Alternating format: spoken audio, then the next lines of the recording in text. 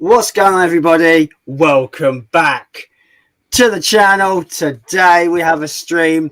Now, I haven't streamed with all four of us like this. It must be a year, right, guys? The four of us doing it. Yeah. The last time I remember, it was the four of us. Me and Sophie were in the same room, and we had Keith on, if I remember correctly. Yeah, the day we got together, my love. That's like over a year ago. It's crazy. How's everybody doing on this Saturday evening, guys? Yeah, not too Very bad. good. I'm feeling nervous, and I don't know why. Nervous. You should be on Monster. You're super going mad.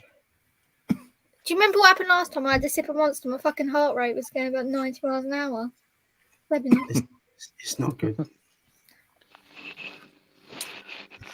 But yeah, I'm just going to kick it off because there's no one in the chat yet. It's one person. Okay, I'll say that and let everybody comes about. We have through the lens. Hello, my friends. Hello there. Welcome to the stream. Hi, Josh. And to the darkness. That's Jen. Hello. Hello, Jen. Thank you for joining the stream. Don't understand what that means. And I don't know what that means. You said, how are we all?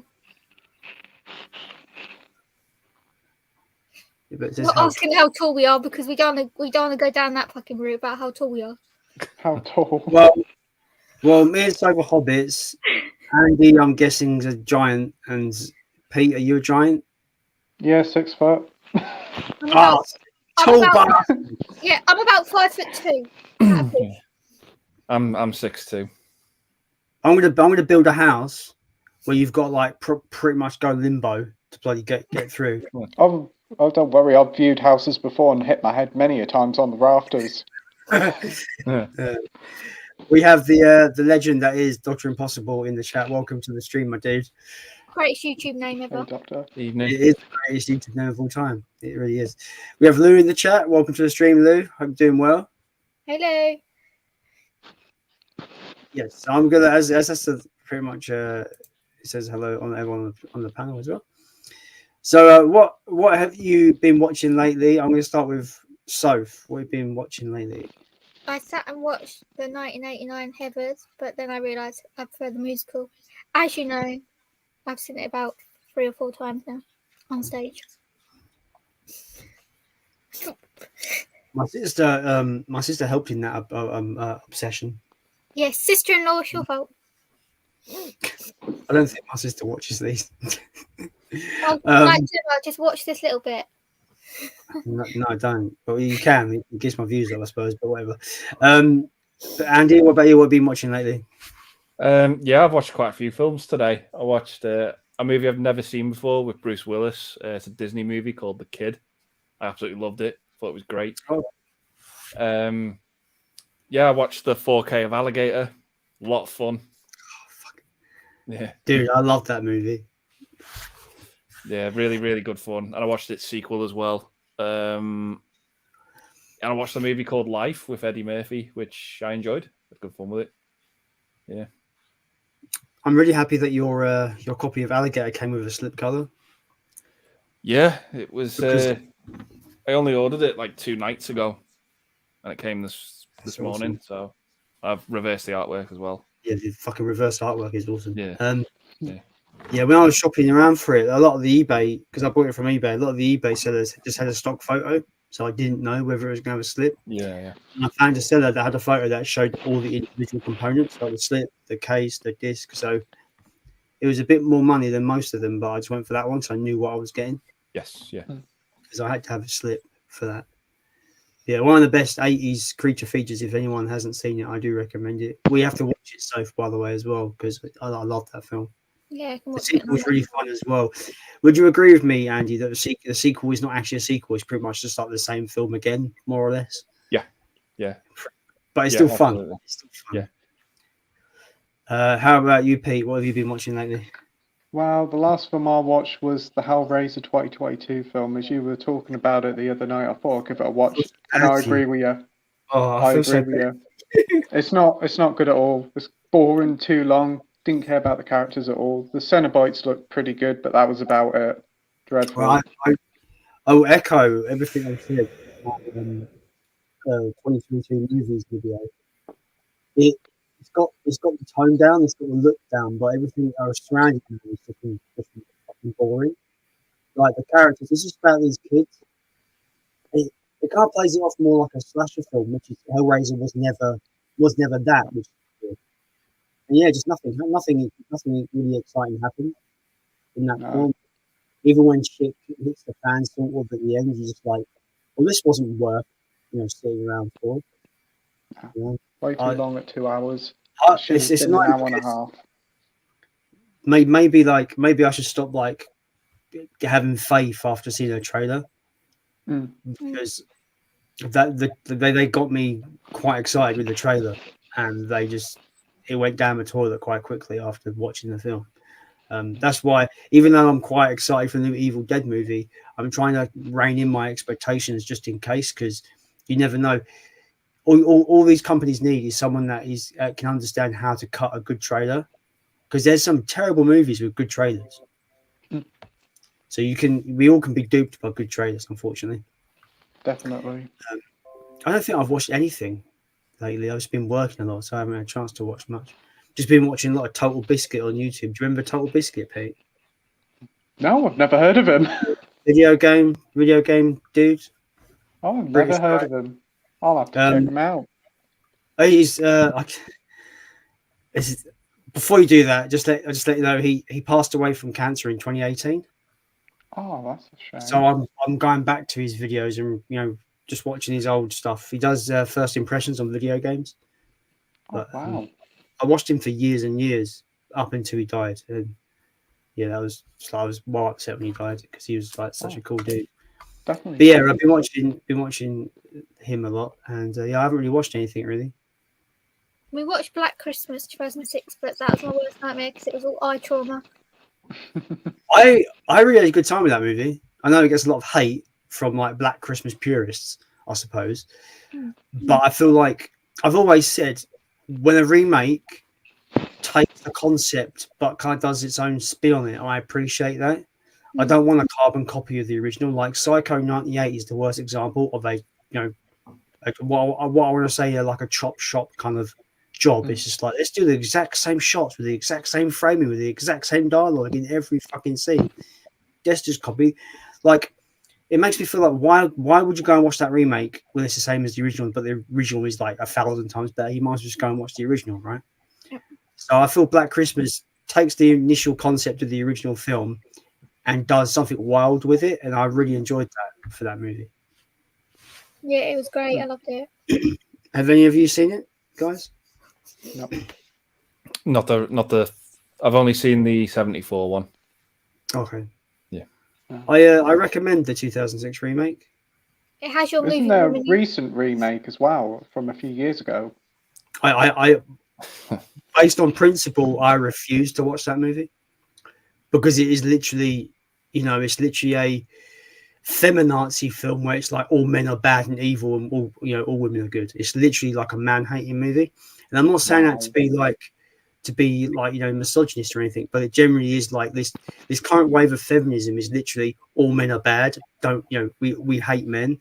Nowadays it's not an equality thing.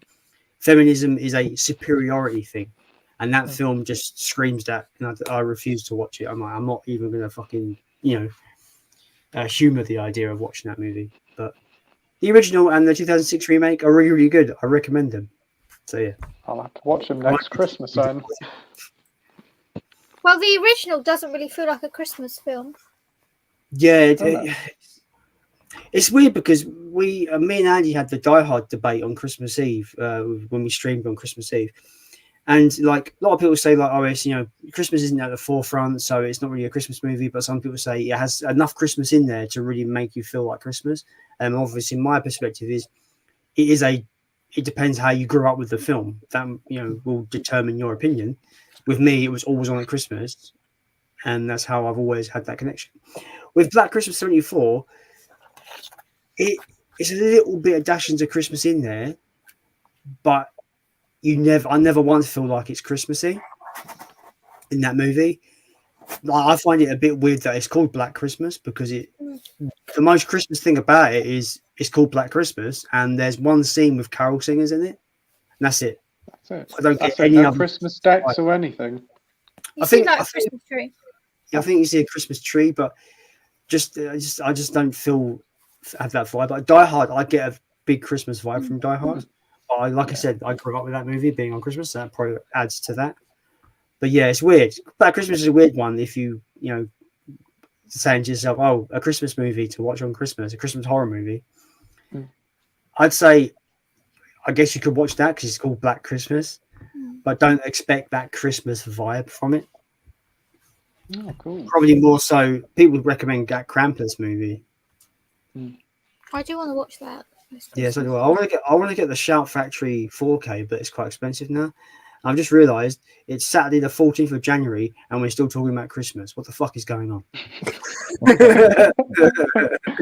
That's done. It's in the past. What the fuck? Go back to the comments. Dr. Impossible says, I must be a hobbit. But why? Maybe it's like if you're shorter than 6 foot, you're a hobbit. I don't even know how short the hobbits are meant to be, like 2 foot or something. I don't know. They have 2 feet. I know that much.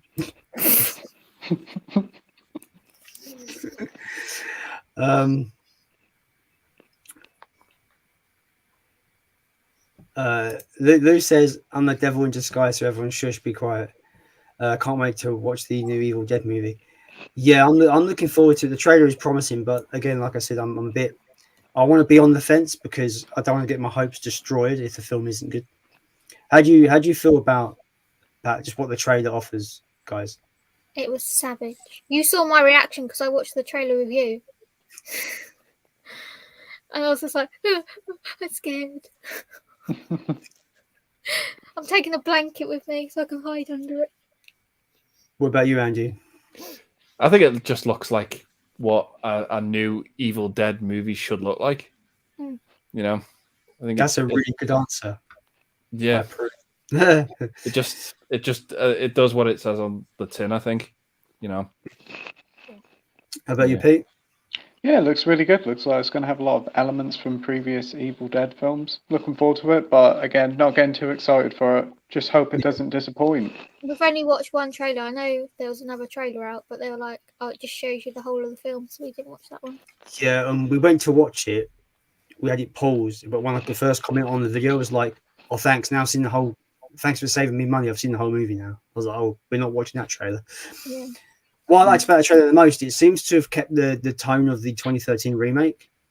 And if you've been under a rock any space of time on this channel, you know that it's my favorite Evil Dead movie.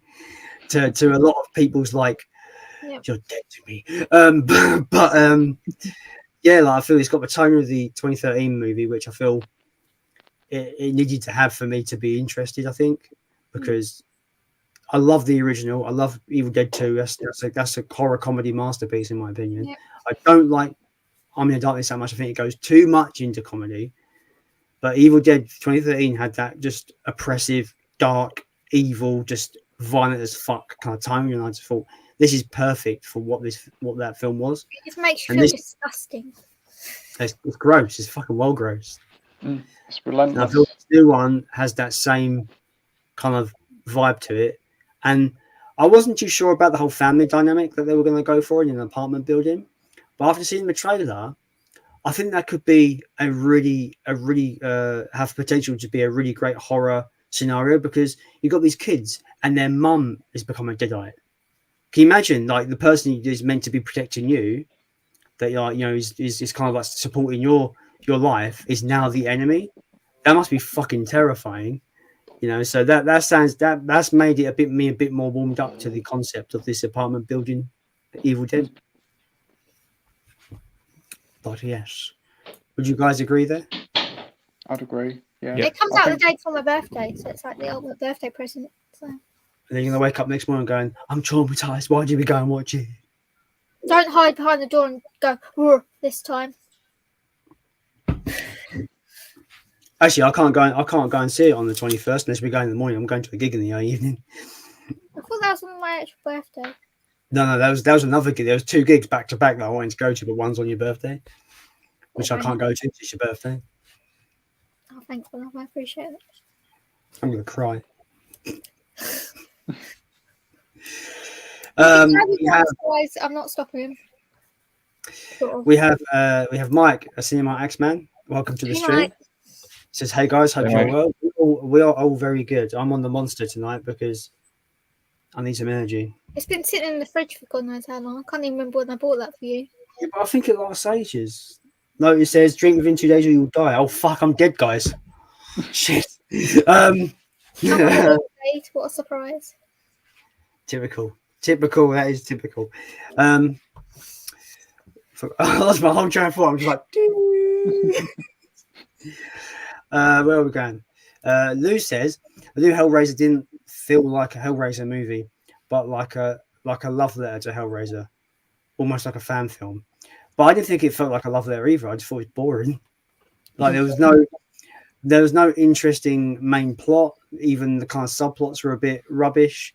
Like in the original, the main plot is you had Frank, who solved the puzzle box, gets taken by the Cenobites, realizes that he can actually bring himself back and escape the Cenobites, and then basically it was Kirsty being this kind of bargaining chip to help the Cenobites in exchange for her own life to get Frank.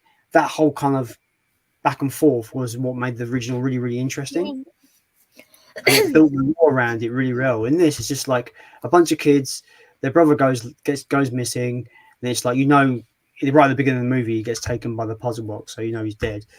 And it's just them going after him. I'm just like, this is nothing. It's got no soul with the original whatsoever. Yeah.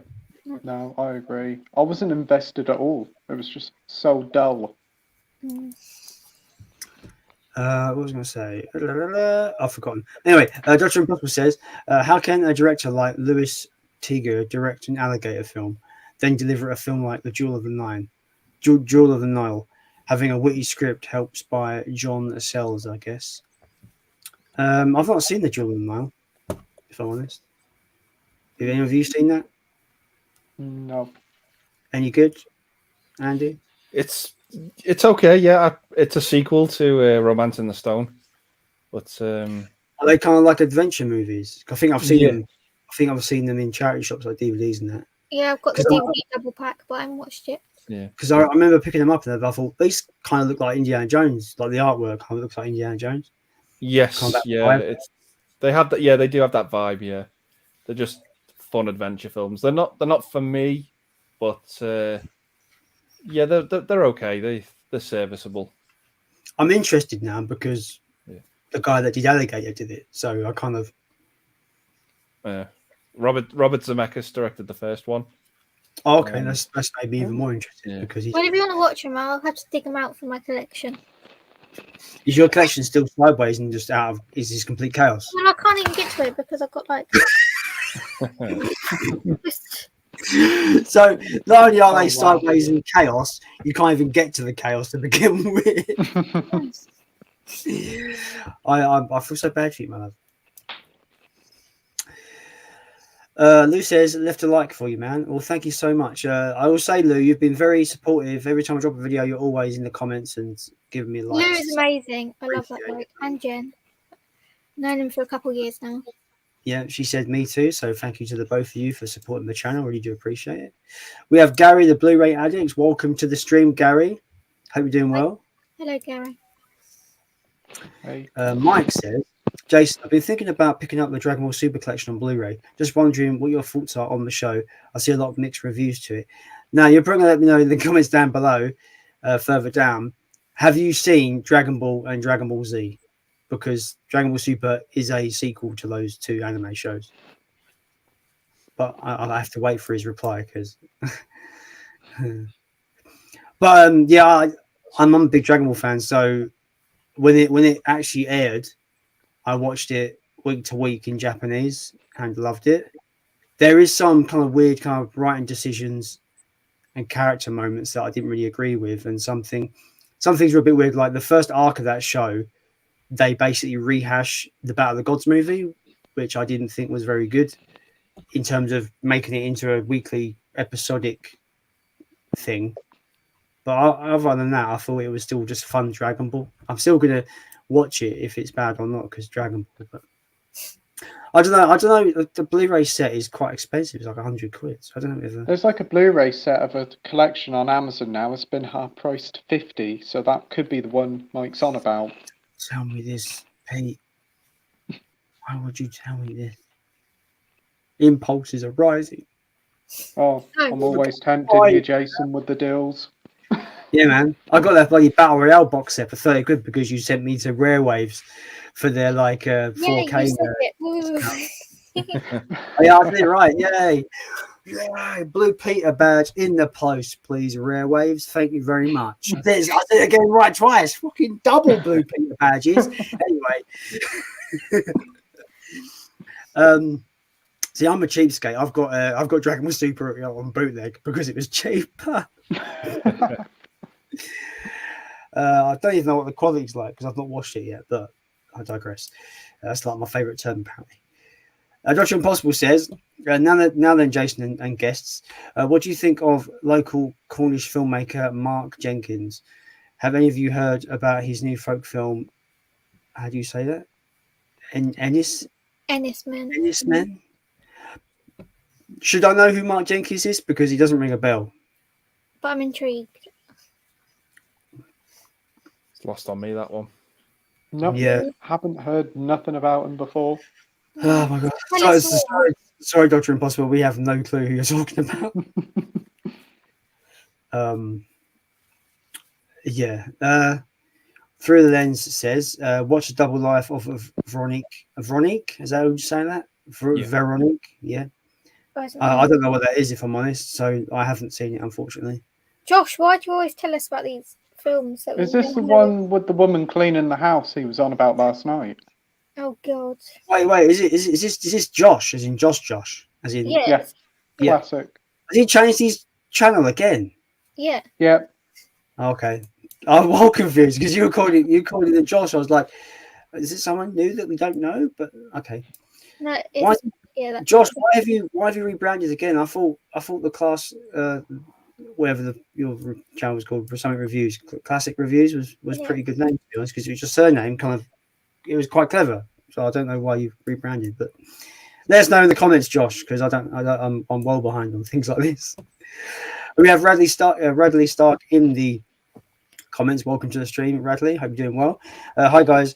Hey, I know all you lot. Hope you're all well. Question for Jason: any movies you've seen similar to The Empty Man you recommend? Butterfly Kisses is amazing too. If you haven't seen it, I'm gonna need to put a mental reminder of that now. Butterfly Kisses. I'll put it on the list. So don't forget. See, like the Empty Man, it kind of like I can't point a finger of like, oh, there's this movie that's similar, because I feel like is more of a iteration of other ideas. So I got a lot of the Ring vibes from it. I got a lot of Candyman vibes. It's your kind of the usual kind of urban legend horror film in terms of it's about an urban legend, but it had this like Lovecraftian cosmic horror kind of twist to it, and I think it just made it that more engaging and weird and wonderful. So I don't really know where I could go to say, oh yeah, watch this movie. But if you like the whole cosmic horror Lovecraftian stuff, I do recommend a film called The Void. I fucking love that movie. It's set in a hospital, very Lovecraftian and cryptic, and that I really recommend that one.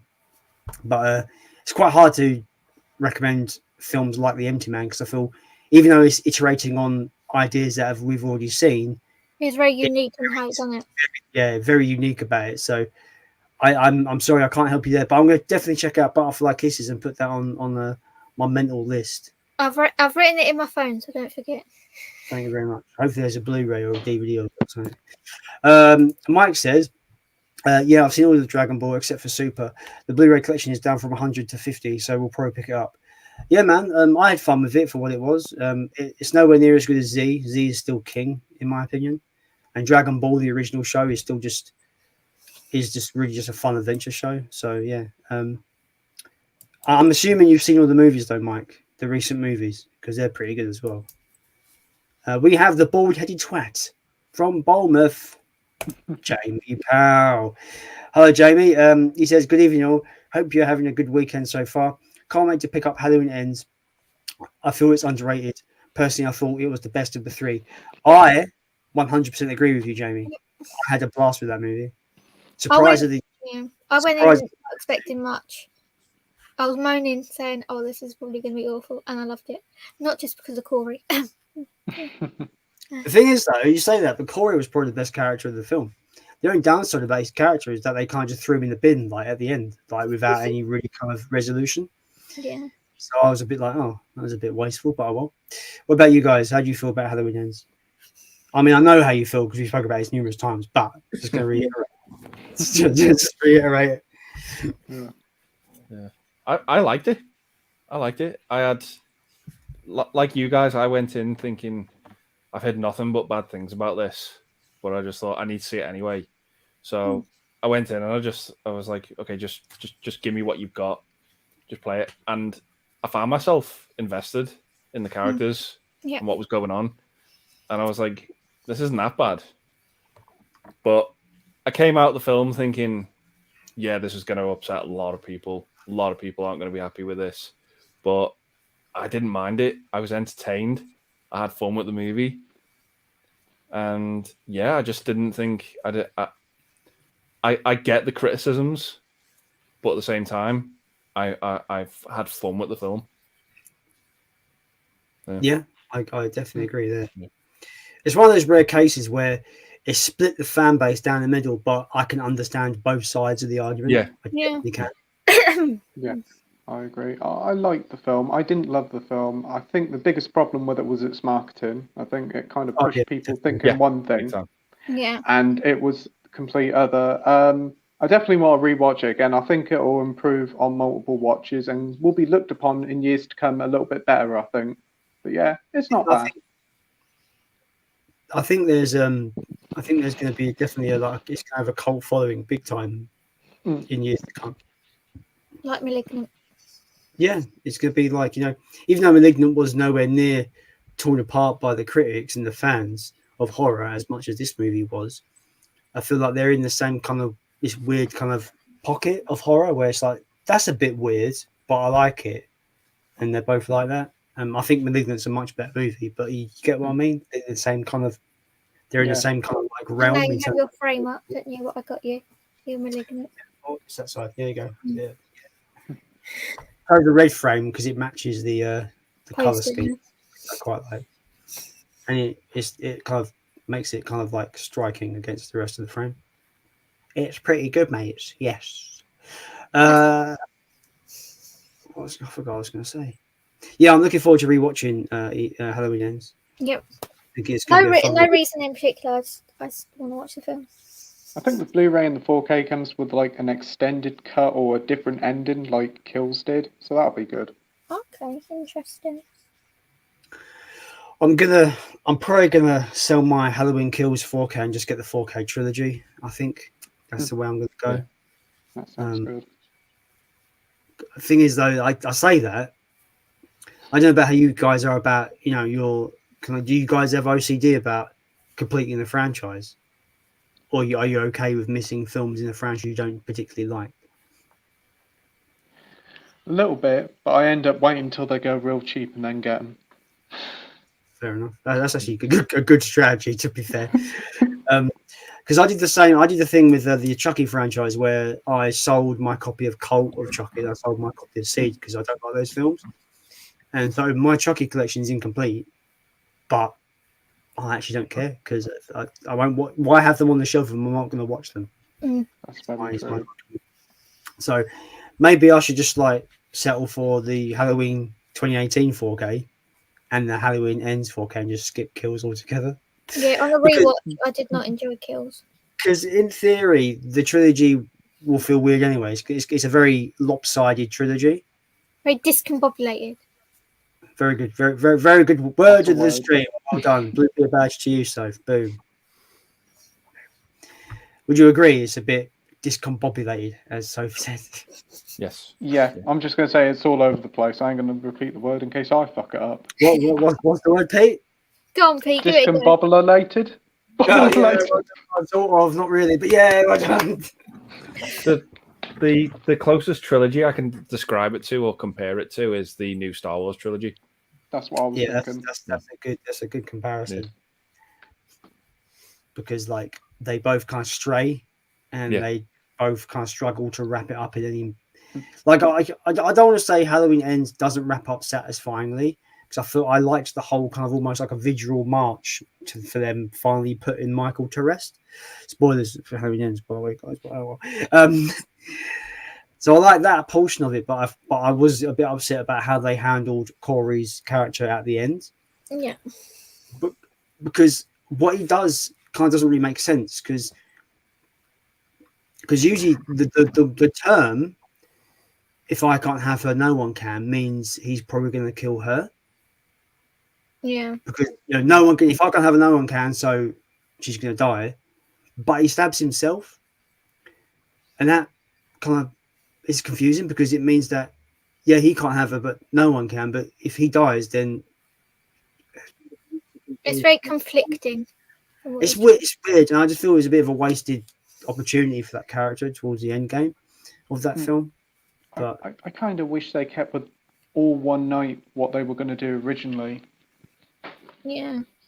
They could have ended that. They could have ended that movie with Michael Myers being dead, and Corey surviving, but he's disappeared. Yep. Yeah. And they could have maybe done loads of these big franchises are doing like TV show spin-offs. They could have done a Corey spin-off show, I suppose, right? Maybe, I don't know. They could have done stuff but they chose to kill him off in the most unsatisfying, way possible narratively. I'm just like, that's the biggest kind of complaint I have, is that I enjoyed that film so much, and the Corey character was so interesting, and his transformation from the beginning to the end of the film is really what was hooking me on to the story. The way they handled his exit from that film is just what a waste. But anyway, I think everyone knows our opinions on that film, and we all know everyone else's opinions because everyone likes to bring it up. Lou says, non-Evil Dead movies with Deadites in them that I recommend: Demons 1 and 2. I love Demons 1, don't like Demons 2. Devil, don't like that movie. The Exorcist movies, the first one I've only seen, which is probably the greatest horror film ever made, most likely. Drag Me to Hell, I didn't like. I thought it was overhyped big time. Drag Me to Hell. Is there one you would recommend, or one I might have missed? Non-Evil Dead movies with Deadites in them. Depends how you define a Deadite. Yeah, that's what I'm trying to think. Because demons are I guess that is right. It's a person possessed by an evil spirit. So Exorcist would actually kind of make sense, because it's Pazuzu possessing Reagan.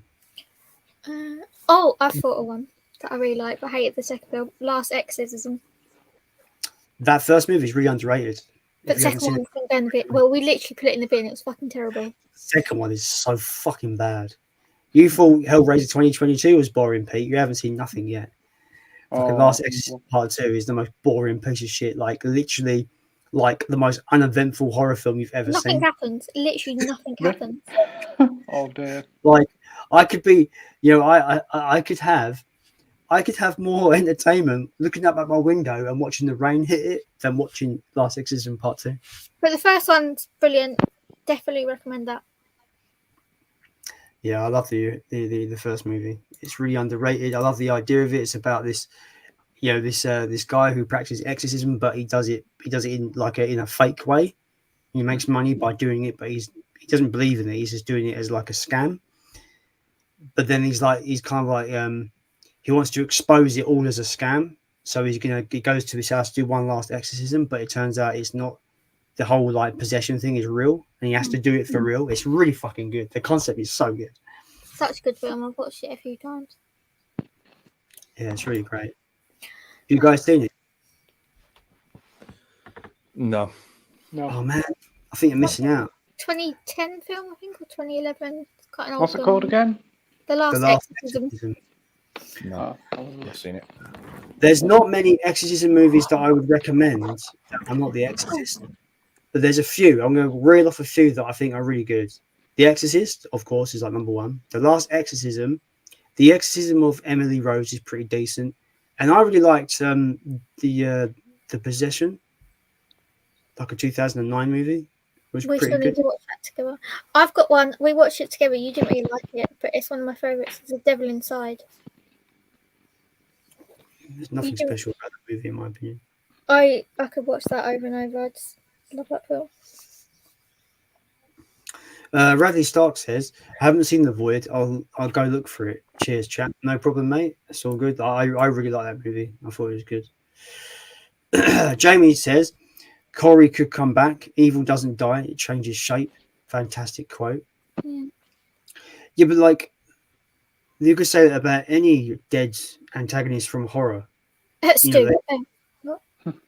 But what he means is like the evil of Corey will just be basically, will go on to somebody else. But at that point, it's no longer Corey. So I disagree, Jamie. I disagree. Cool quote, though.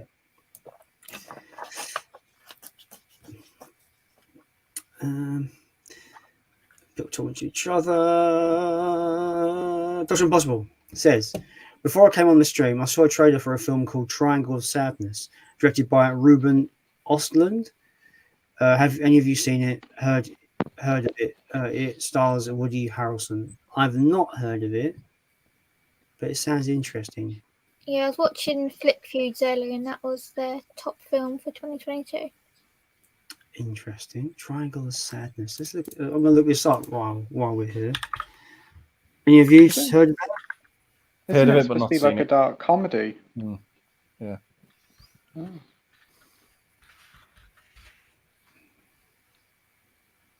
Drama comedy. A cruise for the super rich sinks, leaving survivors, including a fashion model, celebrity couple, trapped on an island. Okay, kind of sounds a bit like the film Triangle. If you've seen that movie, you know what I'm talking about. I love that film. Nice. Sounds a bit like it sounds like it sounds like the menu and Triangle kind of clash together. Bit of Lord of the Flies in there because Trapped on an Island is literally Lord of the Flies. I'm not saying Lord of the Flies. I actually would go and watch that. That actually might be pretty decent. I'm not familiar with Ruben Ostlund though. What's he directed? No, I've never heard of him. He's directed a film called The Square. Your sound's gone odd, my love. It's gone all muffly. Fuck! It's because my mic is here. And I keep touching it. Oh, is that better? Yeah. Yeah. Just don't touch anything. Oh, for fuck's sake. So apparently, so there's literally no movies that I've seen from him. So he's done a film called The Square, Force Majeure. I'm not sure if I'm pronouncing that right.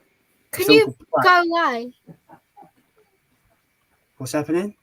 He keeps torturing me with that fucking dolly. The Annabelle. Oh, sorry. Sorry, Anyway, I'm moving on from some taking too long. From the bollocks. It's coming out next month on Blu-ray, I think. So that'll be good. Mike says, cheers, Jason. I knew you'd be the best to go to for advice on Dragon Ball related stuff. I'm not an expert. I just am a really big fan of Dragon Ball. I mean, Andy, you came to me for Dragon Ball advice as well. Yeah. So where should I start? I mean, if you've got a case of Dragon Balls, I don't know if any doctor can help you. I don't know. It's Oh my lord. Oh, dear. Guys, this is what I have put up with. I've probably just bled about 1,000 subscribers. I ain't got 1,000 subscribers. I've probably bled about 100 subscribers. Dragon Balls across the floor. Oh my god, yeah. Oh. Don't be a ball dragger, yeah? Fuck's sake. Knuckle draggers are bad, but fucking ball draggers, the worst. Every dog imaginable is the worst. I'm joking, guys. Jamie Power says, I watched a solid but generic horror today called Sick. Entertaining, seen it all before slasher set at COVID. Oh really? That just puts me off. Yeah, that's really That's dated the movie indefinitely. That's just dated it immediately. Of course, yeah, it makes sense. It's called Sick. Mm. I'm sick with COVID, and I've got a crazy slasher dude trying to kill me at the same time. So I've got two things trying to kill me in one movie. Maybe not. That sounds terrible. I swear Halloween Ends was meant to have like a COVID subplot, but it didn't. They didn't even mention COVID. It literally is the final Halloween is 2019, and then the next Halloween was 2022 Halloween at the beginning, the flashback scene. Oh, right, okay. They don't mention it outright, but they kind of hint at it. No, they're just like, yeah, and that's it. Oh, I completely missed that. Anyway, Radley Stark says, that's a great point, Jason. I'm stupidly OCD about having all the movies in the franchise I like, even the bad ones. I used to be like that, but I'm trying to save myself money and just like not be like that. Unless I buy a box set. If I buy a box set, it's different. But if I get these individually, I'm going to skip some, I think. Dr. Impossible says, Mark Jenkins directed Bait. Film deals with the tensions that arise between locals and tourists in a Cornish fishing village against the backdrop of second homes, short-term lets, and gentrification. Okay, it's interesting. That could get nasty and messy really quick, and it just thinking up like that kind of premise. That can be pretty decent. I'll put it on the list. Dr. Impossible also says, check out the trailer for Ennis Men on YouTube after the stream. It totally baffled me. Cool. Oh my god. We have the Man of the Hour, guys. Man of the Hour. My friend Fraser, also known as Ramhammer on YouTube, he's put, all right, bumholes. Hello, bumhole. Yeah, I was going to say, you need to correct him. I thought he was the bumhole. Yeah, I call him a bumhole. I've never met this person. I've spoken to him on video call, but he's just known as bumhole now. It's his name. And then we've got a friend called Dylan, who I call Dildo. So shout out to Dylan, my partner in disgustingly heavy music crime. Yep, that's what it is. Fraser, he knows too well that he's an absolute slag because he knows, we're all slags at the end of the day, I suppose. Hope you're doing well, Fraser. I know you haven't been doing too well with health issues, but I hope things, I hope you come out at the end better than you are right now. And we'll come and see you soon. Yeah, we really want to come and see you soon and visit and just watch movies and just have a good little chat and stuff. Radley Stark says the last Exorcism is excellent. The sequel is good too. It's not. It's not. Joking. It really is not good. Like, I mean, if you enjoyed it, I'm happy for you, dude. But oh man, that sequel was hard. Like, I don't think we even got through it, did we? We had like 10 minutes left, and we were like, nope. Yeah. Nothing happened. It was not fun. Radley also says the Atticus Institute is a great found footage possession movie. Also, okay, put that down. Write that down, somebody. I'm doing it. Somebody. Anything to possession, I just find it really interesting. We have Last Chance Ches in the chat. Welcome to the stream. Evening, everyone. Great video on video CDs, Jace. Oh, yeah. It's like weird when people call me Jace. I'm not used to it. Reminds me of the time I found the third price of Albania in the same form in the show. You're leaning on something again, my love. Hello? Yeah, it's better. Yeah, but I've got to use my mouse to go through the comments. Right, okay. Is that better? I think Yeah, sounds good. I'm going. My hand is on the arm of my chair, and I've got using my mouse, using my mouse. All right, chill out, guys. I found them quite interesting, those video CDs. I'm not sure what the quality is going to be like because I've got to dig out an old DVD player of mine to see what they like. But I'm thinking of doing a dedicated video on them. Maybe talk about the history and stuff because they did come out in '93 and they were like a direct competitor to Laserdisc and VHS. But I think Laserdisc was super popular in Japan and VHS was obviously widely popular. So I don't think video CDs really kind of made any kind of impact. But they're interesting. They're cool. I like retro technology, and to find something like that that's movie related is quite cool. especially from a charity shop. Radley Stark says, by the way, Pete, you were right last night. Deadly Silence is indeed a James Bond movie, and it's one of his best. Can't wait to get the 4K next month. Not so much. Now I'm interested because it's James Bond. Because, yeah, he done one of the best horror films ever, which is Malignant. I didn't know there was a 4K. Hopefully, it's coming out in the UK. I think it's America. I think it's is it Vinegar Syndrome or Screen Factory? One of those ones. Hopefully, it'll pop up on Amazon UK to just order, because that's how I got some. I got some of the 4Ks from the US. Like I got Funhouse on 4K, and that was directly from Amazon UK. Oh, that's good. So it was on sale for like 20 quid, which is a pretty good price for a Screen Factory 4K from America. That's very good. Lou says, that's funny, so if they're pranking you. Oh, it's because I told Lou and Jen about what my niece has done. So I come home from being at Jason's, come into my bedroom, and there's this fucking creepy dolly on my bed with a note going, Sophie, come and play with us. It's like, go away. Oh, that picture was terrifying you sent us in the group chat. Oh, I think I shit myself if I see that. It fucking did, going up the stairs late last night, and that fucking staring at me. You carry on, I'll find the picture.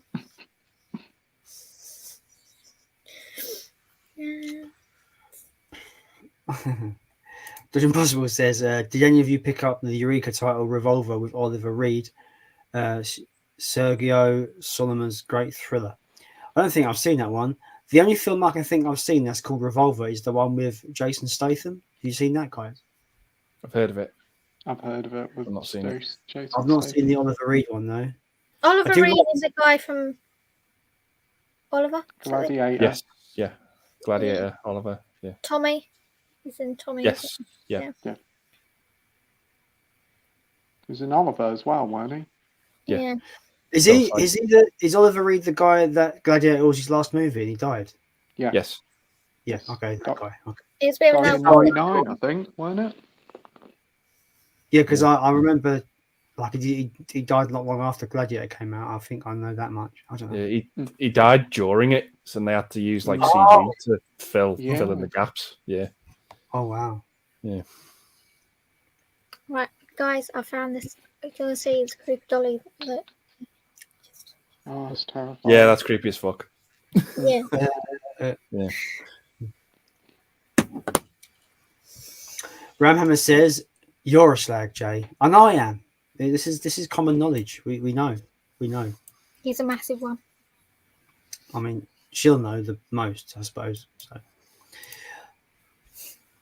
Ready Star says, "You should both watch The Exorcism 2 till you like it. Try harder." I'd rather see watch paint drip down the wall. Honestly. I mean, this is something that happens. This is something. At least you've got like a plot to follow. Right, with that. I'd rather watch Andy rolling back his posters on his. All the bots roll out. Oh man. Dr. Impossible says, what boutique label do you think came out on top in 2022? I'm going to throw it out there. 88 Films was fucking smashed it in 2022. I don't really buy them, but you buy a lot, don't you? So I'll just take your answer. I just think their editions are so good. The Species box set was great. The Cannibal Holocaust set is one of my favorite 4Ks of the year. Like, it's just the presentations looks great. The artwork is great. Everything is great. And they had other editions, like they put out their first 4K, that Drive, that looks great as well. They're just on point, man. They're fucking just smashing it. How about you guys? The only one I really collect is Arrow, so I'll just go with that. Yeah, Arrow and 88 have just smashed it. Their 4Ks lately. The 4K of Dragons Forever looks fantastic on 88. Yeah. The Jackie Chan film, that, yeah? Yeah. Nice. I would probably say Arrow or BFI. They did a couple of nice sets last year, BFI did. But 88 Film's really good. That Drive 4K looked really nice. BFI put out a 4K of Watership Down, and I kind of want to get it. They haven't. They've pulled it back due to licensing issues with the guy who owns it. The rights to Watership Down. So has it been outright cancelled, or has it just been delayed?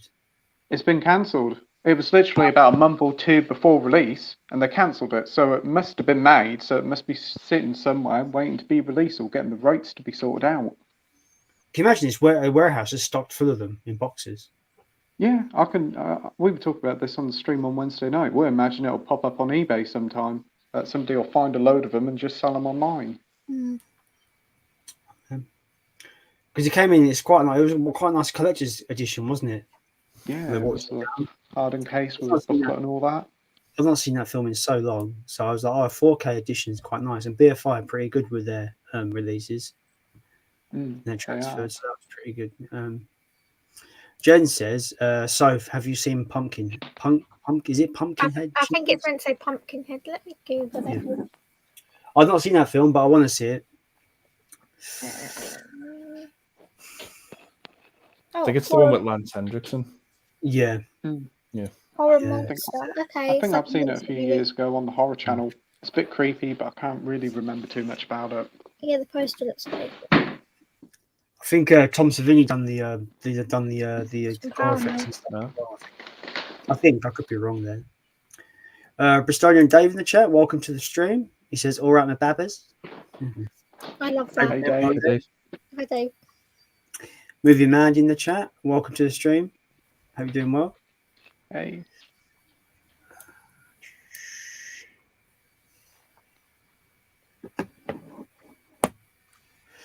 Dave says, I'd go with 88 films purely for the Van Damme movies they've put out. Do they put new ones out last year? I can't remember if they put any new ones out last year. I think they did a special edition line where it's like they were numbered and stuff. Before I did a couple last year. Yeah, before I thought about doing it, like going for that line, they'd already like became kind of sold out. Some of them are sort of You're all muffly again. Fuck's sake, I'm doing nothing. You must be doing something. Excuse us, domestic life. Fucking this mic is shit. Maybe it just needs a fucking clean or something. Is it better now? Yeah, you're good, my love. Yeah. I think it's when I lean my arm next to the stand. It goes weird. I don't know, it's weird. Just keep your arm over the other side. Yeah, I was gonna go for the Van Damme films, but they were already like sold out before I kind of decided to wanted to do it, and I got Street Fighter, but I think there's some others I could get if I want to, but I've kind of soured on the idea now. It's the same with those. Do you remember those AGFA releases from 101 Films that John from Mondo is collecting? There's really low budget, they're probably pieces of shit movies that he's collecting. When they first came out, the first two, I was thinking about it, but by the time I decided maybe I should do it, there was like fucking loads already out. So I was like, once it gets too many, I'm out. Yeah, like, for me to start out another couple next week, should I say? Yeah, for me to start a collection line like that, I need to jump on it at the beginning and get them as they release, or I'll just get a bit overwhelmed with so many. It's like I originally wanted to get all the premiums, but then when I realized there's like over 100, it's just stupid now. And some are out of print now, aren't they? Yeah. Where were we? Oh yes, Dr. Impossible says Oliver Reed's uncle was British director Carol Reed. Carol Reed got Reed the job on Oliver as Sykes. He's amazing as Bill Sykes. Hands down. He's fucking creepy. He is good as Sykes.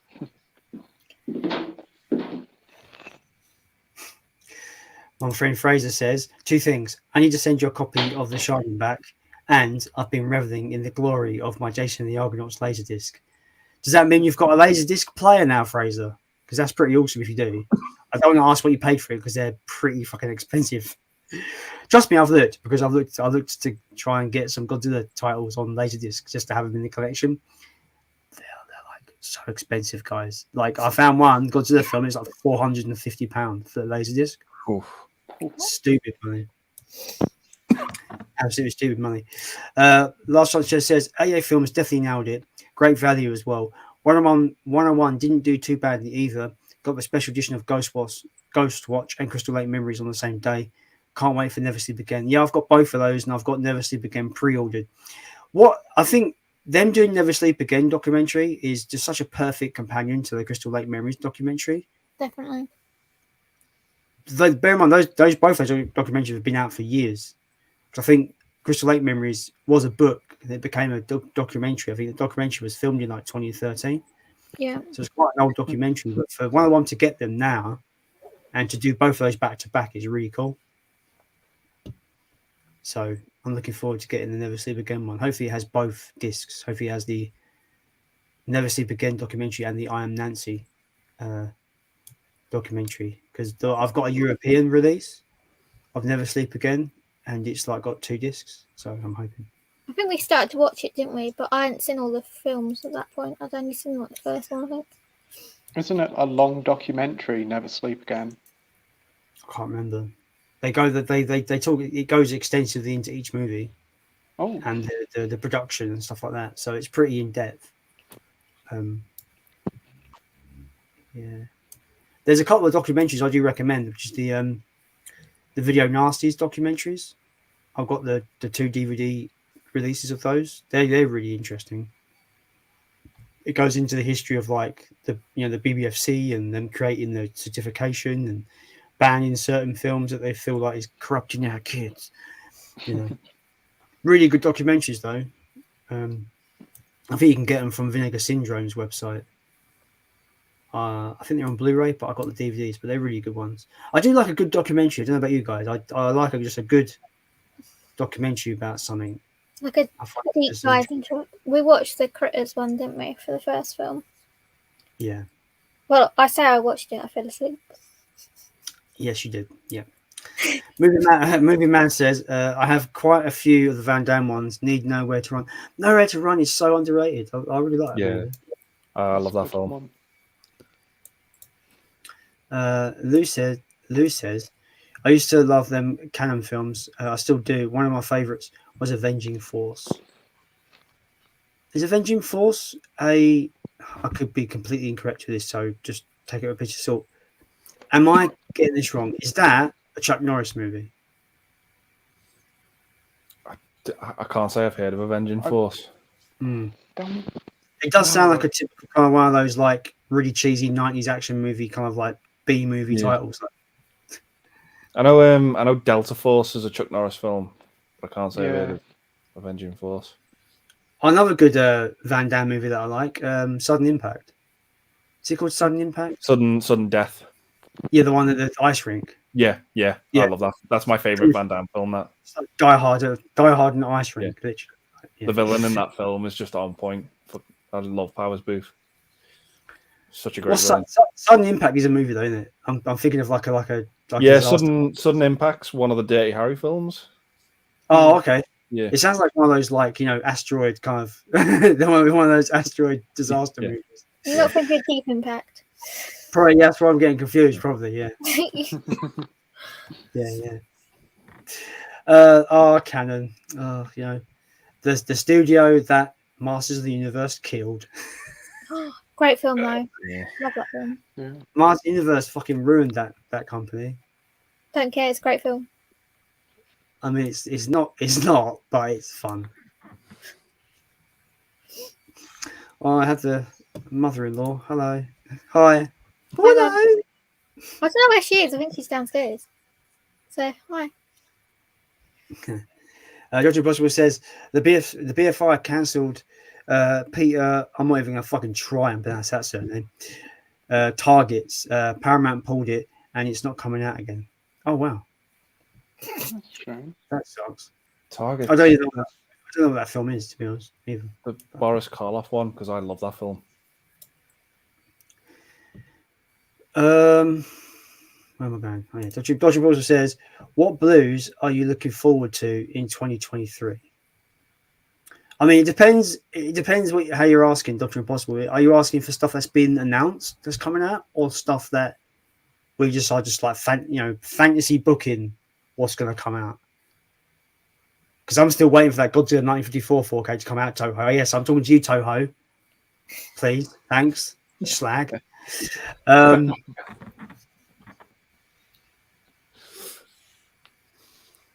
You guys. don't know. So I don't even know what's coming out. There isn't a lot out. To be fair. I do find that I'm not one of these people that are on the ball of like weary little things coming out. When sometimes a lot of the things I'll stumble upon a pre-order of it. I was like, oh, that's coming out. Holy shit! Like a couple of years ago, Eureka put out that Mothra collector's set. I stumbled across that. I just found a pre-order on Amazon. I thought, oh shit! Holy shit, mate! Got to buy that. So most of them I just stumble accidentally upon and just order them. You know, but there are labels like 88 Films I've got on Facebook, so they'll like do an announcement, so I know what is coming out from 88 Films. But I can't think there's anything that I actually care about from 88 that's coming out. I might get House at the Edge of the Park. I might get that, but I don't know if I want to. It's one of those video nasties, but it's getting a 4K from 88. I've heard it's a bit trashy, so I'm not too sure if I really want to pick that one up. Dragon Ball Superhero, that's meant to be getting a 4K this year, so I'll probably be picking that up. I don't know what else. Can you guys think of anything? See, we're terrible movie fans. What's coming out this year? What's coming out, guys? I pre-ordered the Blu-ray of Young Sherlock Holmes. That's the only one I can think of that's coming out that's interesting me. Yeah. There's nothing much else. But that's sold out everywhere. Let me go on my Amazon. Let me see if I've got any Amazon, like, because sometimes I'll pre-order something and forget about it. So let's have a look. I'm going to look on my Amazon quickly. My orders. Let's have a look. Anything I've pre-ordered that I've forgotten about? Oh yeah, Never Sleep Again. We already spoke about that. I swear there's something else that you've pre-ordered and I can't remember what it was. I can't remember. I don't really pre-order because I'm such a cheapskate. I just wait till it goes on cheap. I do want to pick up Moonage Daydream, but I think that obviously came out last year, so not that I'm a big Bowie fan or anything, you know. Oh, I'm gonna be. I do plan to pre-order the Midnight Factory Blu-ray limited edition of Men.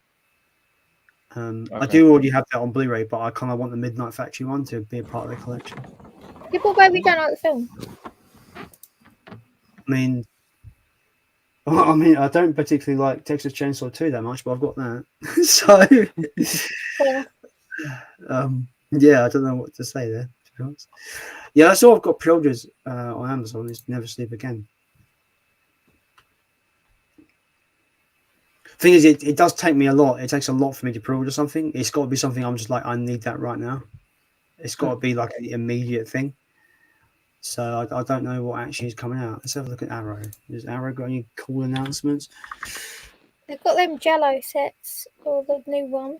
There's another one coming out, and they're doing a 4K release of Boyhood, which I think is a bit pointless. They got a couple of box sets. That's quite well. I was going to say recent, but no, it's quite an old one. It's been out for a while. You can get it for £1 from CX anyway, so I don't really know why that's coming out. It's 10 years old, that film, nearly. Yeah. I remember the poster. It's laying on the grass. And is that Boyhood? Yeah, that's the one. Boyhood's the type of movie that belongs on Criterion, not Arrow. Yeah, it's the one that's shot over several years, isn't it? And you actually see the actors grow up. Yeah. That's quite a clever idea. Watching them grow up. It's a great film, but yeah, it just doesn't belong on Arrow.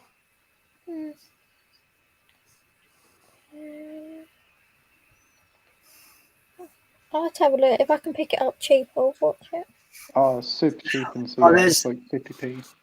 There is this film coming out on Arrow 4K. I've not seen it since I was younger. I've not seen it in a long time. I don't really remember it that much. The Last Emperor. Yeah, I see that's coming out. That looks quite interesting. That one best picture in 1987. Last Emperor. Yeah, I've not seen it in such a long time. But also, I swear Empire of the Sun is coming out as well from Arrow.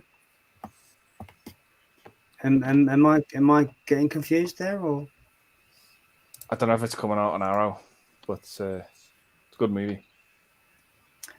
So there's a couple of like maybes there for pre-orders, but I don't know what else unless we get like unless Criterion comes out with a crazy Heisei collection for Godzilla. I don't know what else I could really think of that I would like to actually get.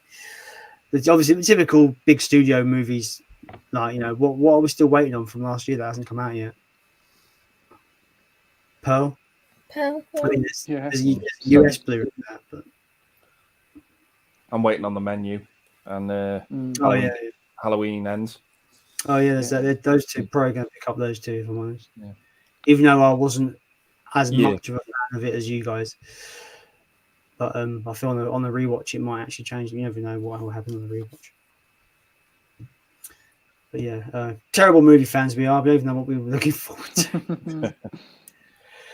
But I will say a lot of my collection is impulse. Oh, this is coming out. Oh, I'll buy that or pre-order that, or I'll be in HMV and there'll be a deal and I might get a couple of random things in the deal. A lot of impulsion with me with my collecting, and I go around charity shops a lot, so I don't usually buy a lot of new stuff either, to be honest. What's your feelings on the boutique label imprints? I don't think I've heard of them. I've got a couple of releases for imprint. I've got the SOCAIL Doorman. You're muffly. For fuck's sake, this is not my day. I've got the SOCAIL Gorman imprint release. It's from their Defining Genres line of Blu-rays, and I've got a film called Rawback. I think is it called Rawback? A giant pig. It's like a wild boar horror movie from the 80s. That I've not watched yet, but I want to watch it. From what I gather from imprint, they're a pretty good label from what I've seen from transfers, but I don't know too much about them if I'm honest. They were putting out a Blu-ray of the sequel to the King Kong 76 remake, King Kong Lives, which I kind of want to get, but they want like 30 quid for it. I don't really want to pay that for it, unfortunately. What about you guys? Do you guys know imprint? Yeah, I've got one of my favorite Kurt Russell films. I've got on the imprint label, which is Breakdown. I love that film. That was such a great film. Yeah. See, I have Breakdown on Blu-ray, but I've got the Paramount Plus Blu-ray. Because it was cheaper, to be honest. I love that movie. Yeah, definitely recommend that. So good. If you guys in the chat, if you like just road movies, films like The Hitcher and Duel and films like that, I think you'd get a massive kick out of Breakdown. It's kind of an action road movie that kind of keeps you engaged by like the tension of everything. Yeah. Because there's action in there, but it's not what the film's about. It's about like the kind of, it's almost got horror elements in there because it's quite fucking terrifying, like the whole idea of it.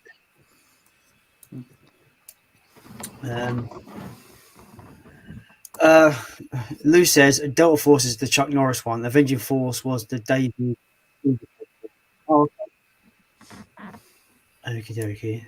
Thanks for the clarification, Lou. Appreciate it. Dave says, just about to put on The Sadness. Heard it's completely fucked. Anyone seen it? Can't say I have, if I'm honest. No. I've heard it. I've heard it's meant to be like a good movie, like pretty full on, but I've not seen it. That came out on Arrow recently, didn't it?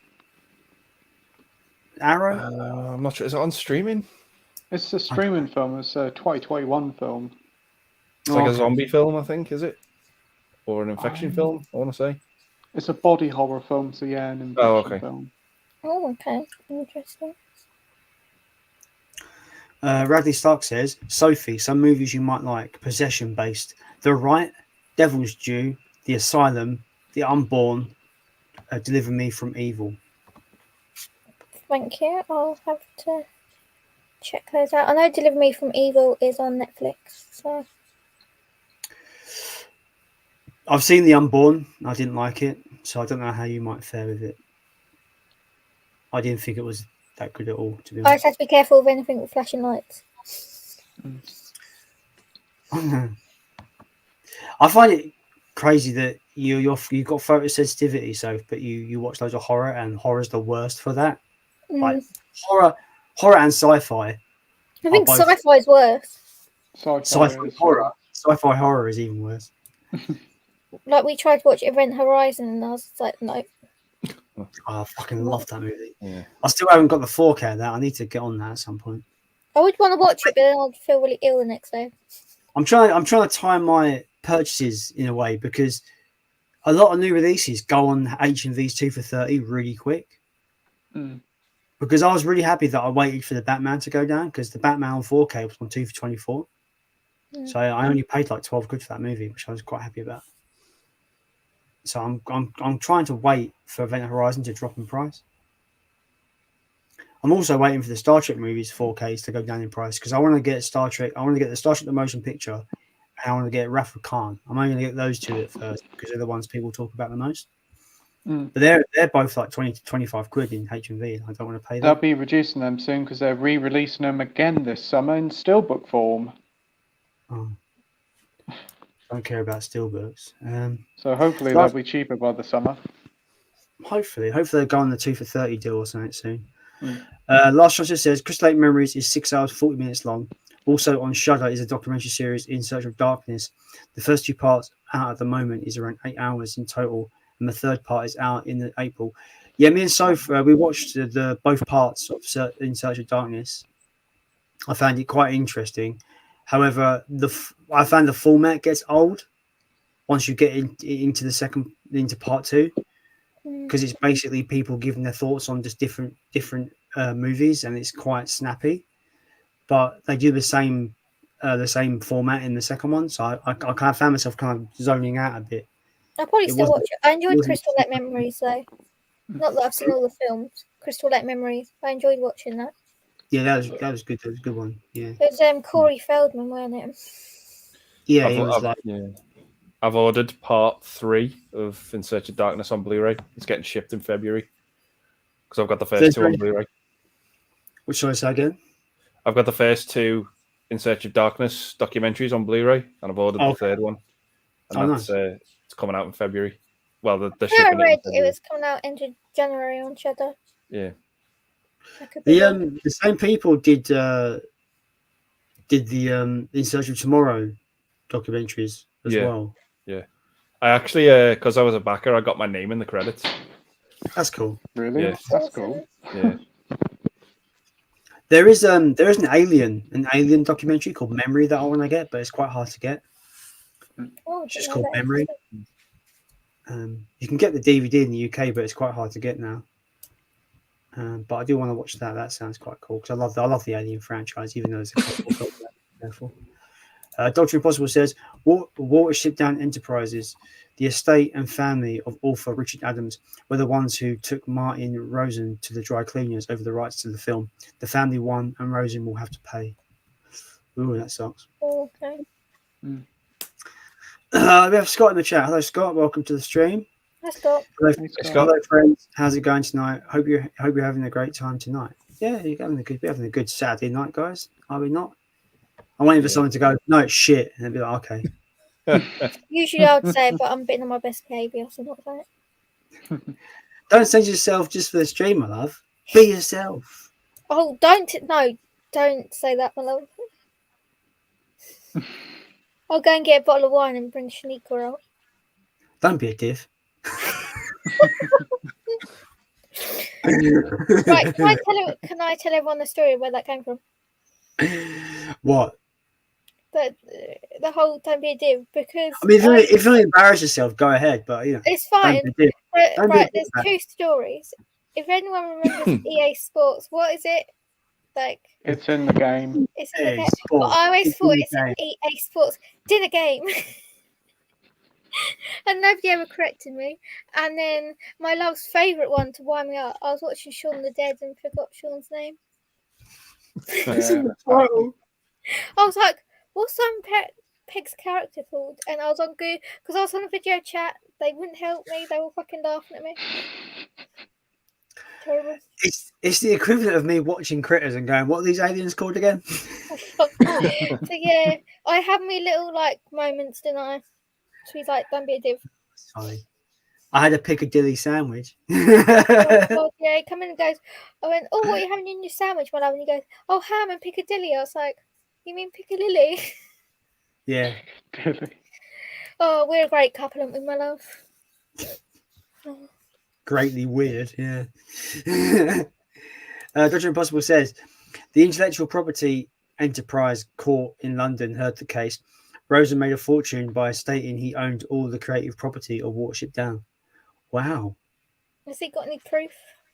So was that like a giant fat scam lie, or did he actually think he had the legal creative property of it? I don't know. That's weird.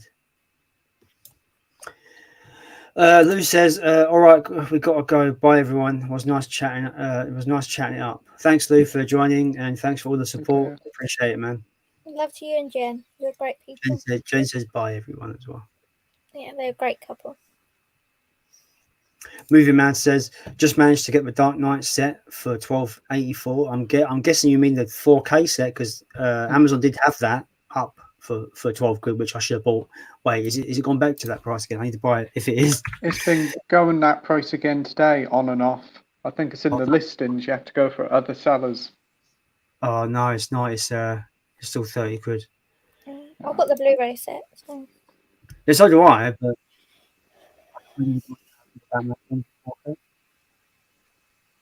yeah, it's still 30 quid. I should have bought it. I should have bought it when I saw it a couple of weeks ago. When we put our collections together back in Scott says, "What are your favourite comedy films?" Now, for me, comedy is not necessarily a go-to, but there's one comedy that I had a blast watching. Soph watched it with me. See No Evil, Hear No Evil. That film. That film is like so funny, guys. Gene Wilder and Richard Pryor, fucking so good. What a fucking pairing. That really surprised me. That film. That film is so much fun. I don't know what else. Tenacious D, The Pick of Destiny is hilarious. I love that movie. Wee baby. Wee baby. He is a fucking baby. Wee baby.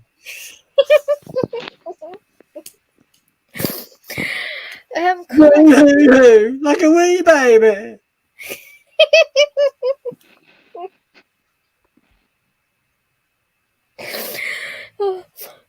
I'm just a baby. I think I nailed that then. Go me. Oh, jeez. What am I doing to myself? Oh, I thought one that I've rewatched a few times. Forgetting Sarah Marshall. Did you like that film? That's a good one. There's a film I watched, me and Soph watched recently, South Park, Big Along Uncut. It's still really funny. They're so racist and just so wrong. There's a bit in the beginning that just kills me. It's so abrupt. It's just like, "Can we have 5 tickets to Terrence and Phillips Ask the Fire, please?" No. That film, how they got away with that? It wouldn't be allowed now. I like the bit with Brooke Shields, and she's like, "I once farted on the set of Blue Lagoon," and then they just slap her. Yeah.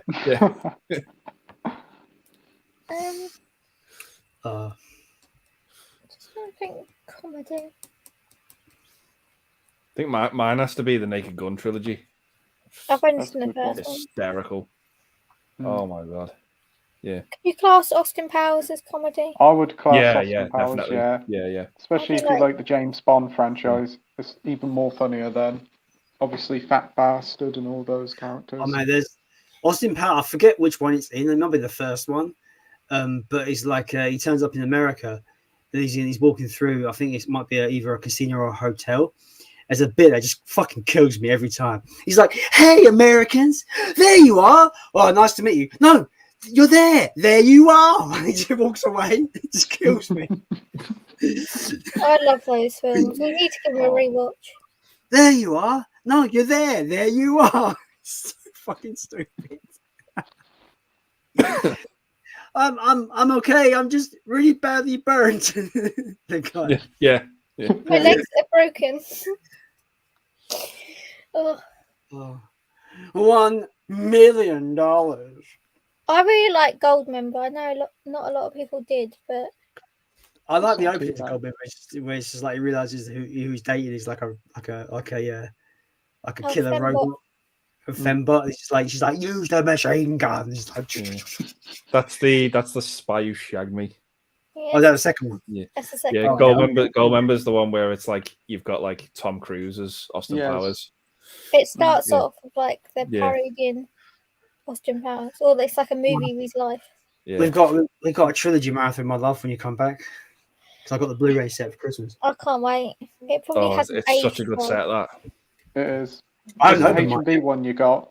Yeah. isn't Yeah. it? I got it for Oh. Christmas. It was from your mum, right? Was it from your mum? Yeah. But yeah, we'll have to give it a watch. It's quite sad knowing that Ben Troy is dead, but okay. Is that Mini-Me? Yeah. Yeah. There's a bit in Goldmember where he switches sides and he's in the back of the car, but he's dressed up as Austin Powers. It's the cutest thing ever. I know it's like I don't know how old Ben Troy was, but he just looks really adorable. And he's sending notes, isn't he, to Beyonce's character. Yeah. Mm. Christian Slater's in the first one. Yeah, the Yes. yellow sherbet scene. Yeah. I'm have to rewatch it just for that scene now, because Christian Slater. Movie Man said price keeps changing for the Dark Knight set, because it was £12 like 2 weeks ago, and I think I bought the Lord of the Rings set 4K and the Matrix set for £10 each, and I was going to buy the Dark Knight set, but then I thought maybe I shouldn't spend all this money in one go, so I didn't. I think I can't regret it. before Christmas, weren't it? Yeah. The Dark Knight went down in price yesterday, and it did go down this morning and this afternoon, so I'll keep an eye on it. If I see it cheap, I'll let you know again. Dr. Impossible says announced or maybe what may be rumored, which when we were talking about like anticipated releases. There's a 4K that one. It's Titanic. Because obviously That is rumored. And obviously I don't own a 4K player. The But Abyss supposed to be rumoured this year. Yeah, I think all the fucking James Cameron movies are rumored. The fact that this is I'm getting into my fucking soapbox again. The fact that we get utter shit like the fucking Emoji Movie, but we don't have The Terminator on 4K. There's something wrong with the world, man. And we don't have Aliens on 4K either. Aliens. It's like James Cameron just doesn't want to put his movies out and make money. I'm like, come on, dude. Like, you're leaving money on you're leaving fucking loads of money on the table, not putting these movies out. Yeah, release them on 4K, and then you can put the money towards more Avatar fucking movies. Oh, don't encourage him, Pete. Don't encourage him. Get out, Pete. Leave. Get out. Leave. No, with Get them back in the scene, Pete, like all the blue people. with them re-releasing Titanic, he's going to make money for that, isn't he? So Yeah. It's coming out in cinemas, isn't it? But I think this might be only a 3D release, which is kind of... I don't care. It's going to be a 4K 3D, he says. Yeah. Yeah, it's 4K. I have to see it. I'm hoping there's a 2D showing, because... It's supposed to be high frame rate as well again, like Avatar 2. It's like my dream. When you say high frame rate, what do you mean? I think it's supposed to be like Gemini Man, like how that is. Don't do this to me. I fucking hated that movie. Oh, that man And the really reason- sick. No, don't do that. The script in the actual movie was bad, but the way that movie was shot, it looks too clinic. It's like clinically too clean. They and can't do smooth that to Titanic. They look wrong. That film came out in '97. No, don't do this to Titanic.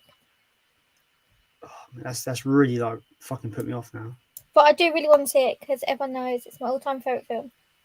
Yeah. We went and saw Godzilla, didn't we? 2021. Yeah, BFI cinemas. That was fucking awesome.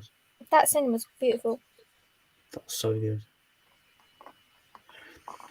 I remember I sent Prince Charles Cinema a dream marathon. It was a kaiju marathon, so it was like Godzilla 1954, Mothra, King Kong versus Godzilla, like all the old like classic kaiju movies, like Gorgo. Like I was just like making like a 6-movie marathon, and they thumbed it up. Prince Charles Cinema. This is ages. This is like 6-7 years ago now. It depends. They thumbed it up. They thumbed it up. I was like, oh my god, they thumbed it up. I've heard nothing of it. Damn it! Why would We you? need to go to Prince Charles Cinema because they do show lots of good films. I've been to 2 marathons there. I went to that Arnold Schwarzenegger one, which I've spoke about ad nauseum, and I went to a X-Men marathon. It was just after Days of Future Past came out, so it was like England with Days of Future Past. That was fascinating. Scott says the menu definitely deserves a Blu-ray. Well, now we're doing Format. it again. Okay. It's muffled again. Yeah, no, you're fine now. Deserves a Blu-ray release. Yeah, I'm probably going to get a 4K if it comes out. Just to give it a rewatch, because I feel like it might actually hit its mark a bit better on a rewatch, maybe. It's pretty hard not to look at Ralph Fiennes and think Voldemort. Yeah. I do agree with you guys. Voldemort. I do agree with you guys from the stream yesterday, on Scott's stream yesterday. That cheeseburger is like like. Oh yeah. That cheeseburger was food porn at its most pornographic. I don't even eat like burgers or meat or anything, but fucking hell, that was the best dish on the menu in that film, definitely. See, I'm bloody. Now we're talking about. I want a cheeseburger now. Fuck you guys. I need a cheeseburger now. God damn I had a lovely McDonald's earlier, my love. Fuck off. You don't even eat cheeseburgers. Well, I have a cheeseburger but without the meat. Oh, just a cheese sandwich. That's Like grilled so cheese, massive. basically. That's Yeah. unbelievable. Dr. Possible says, Andy, is there a Chevy Chase film that you would like to see that's out the box, i.e., foul play, as an example? I don't know. There's some stuff of his that I have seen that I do like that's considered to be bad, like Nothing But Trouble. It's an awful movie, but I actually kind of like it. Yeah, but I can't really think of anything else, to be honest. I don't think I've seen any Chevy Chase movies because I suck. I don't think I've seen any either. I've only seen the vacation films, and they're pretty fun. I hear a lot about them. Yeah. I've never watched them. And John Carpenter's Memoirs of an Invisible Man. Yeah. He's in that. Is that any good, that movie? I like it. It's considered one of John Carpenter's worst because doesn't feel like a John Carpenter film. It feels like a studio wanted to make an Invisible Man movie, and then they were like, let's see if John Carpenter's available, and he just did the job. Like, that's how it feels. So you think it was just like it was just a payday for him kind of thing? Yeah, I'd say so. Yeah. I think a lot of people get annoyed when directors take on movies just as a payday. But what do you expect them to do? The directors can't always make the film they want to make. Yeah, it's true. You know. Dodgy Possible also says, "Did you see Chase in Funny Farm, Andy?" No, I've not seen it. I read the title of the film as Funny Farm, Andy. Funny Farm, Andy. Not seen that movie. No. Scott says, "A Breakdown is an awesome movie." Hell yeah, man. Yeah. Movie Man says, "Just watched Road Games last night. I've got that on Indicator, but I've not watched it yet. It's got Jamie Lee Curtis in it." Yeah. Have you seen that, Andy? Yes. Yeah. I thought it was okay. The front cover makes me feel like it's going to be like a weird Mad Max movie, but what actually is it? Yeah. It's kind of like Jamie Lee Curtis does she get like picked up, and then it's been such a long time since I've seen it. I know it's got Stacey Keach in it, but it's been such a long time since I've seen it. Is it a road movie in that kind of? Yeah. It's definitely like it has that dual vibe to it. Okay, cool. Like You sold it already. You've sold it already. Like I'm all for those kind of movies. Yeah, it's definitely like Breakdown and a Hitcher, and Hitcher was great. It looks like those. Yeah. Bit of Jeepers Creepers in there because that's a bit of a road movie. Parts. Yeah. I was very underwhelmed by Jeepers Creepers. See, I used to be the biggest Jeepers Creepers defender back in the day, but on that rewatch, I was very underwhelmed. On the rewatch, Justin Long was great though. That's Justin. He's got one of my favorite shots in it, where the truck just comes up from behind. Like, that's one of the best parts of the movie. I want to introduce Soph to Jewel, because Jewel is like for Steven Spielberg's debut, it's just fucking incredible. And it's so minimal. It's such a minimal movie, you know, like so well. It's so good. Like the tension is just thick throughout the whole film. So good. I reckon you like that, my love, Jewel. Another one to add to the list that we can watch together. That's literally. I always call it the road movie because it's basically on the road for the whole film. I think I've owned it. I think I've bought it. There's not one occasion where he's not in his car. The rest of the movie, he's on the road. That's cool. Okay. So good. We'll give it a watch. Dr. Impossible says The Last Emperor is one bold production, all from the director of Last Tango in Paris. Butter up the bum. What? Yeah. Last Tango in Paris is a dirty movie, and what happens with the butter? Right. Okay. I'm sort of intrigued, but kind of disgusted. Yeah. Dare I Google it? He uses butter as lube. That's all I'm saying. That is what? Oh, that's grim. Yeah. That brings a different meaning to a pork sandwich. Fucking hell. Oh my love. Fucking hell. Last Chance just says The Sadness is on Shudder. Awesome. Ooh, I have nice. Shudder, so my love, add it to our list on Shudder. I was about to say Ramhammer, but Fraser says I've been on a Ralph Bakshi kick recently. Fire and Ice, Lord of the Rings animated, Wizards, etc., and other 2D animated films like that. Rock and roll, heavy metal, etc. Any fans? I've seen the Lord of the Rings animated film. Yeah, I've seen that, but I don't really remember. I've seen it a long time ago. I've never heard of Fire and Ice. I'm not sure what that is. I've seen Wizards, as in I've seen the Blu-ray about, but I've never actually seen it. Heavy metal is a classic. Don't know what rock and roll is. So yeah, I'm a bit of a mixed bag for me. I've not seen a lot of them, if I'm honest. What about you guys? I've seen the Lord of the Rings animated one. I grew up watching that, and I've seen heavy metal. That's it. The only one I've seen is the Lord of the Rings one. It's been a while since I've seen it. I always remember the art style being very different, shall I say? Yeah.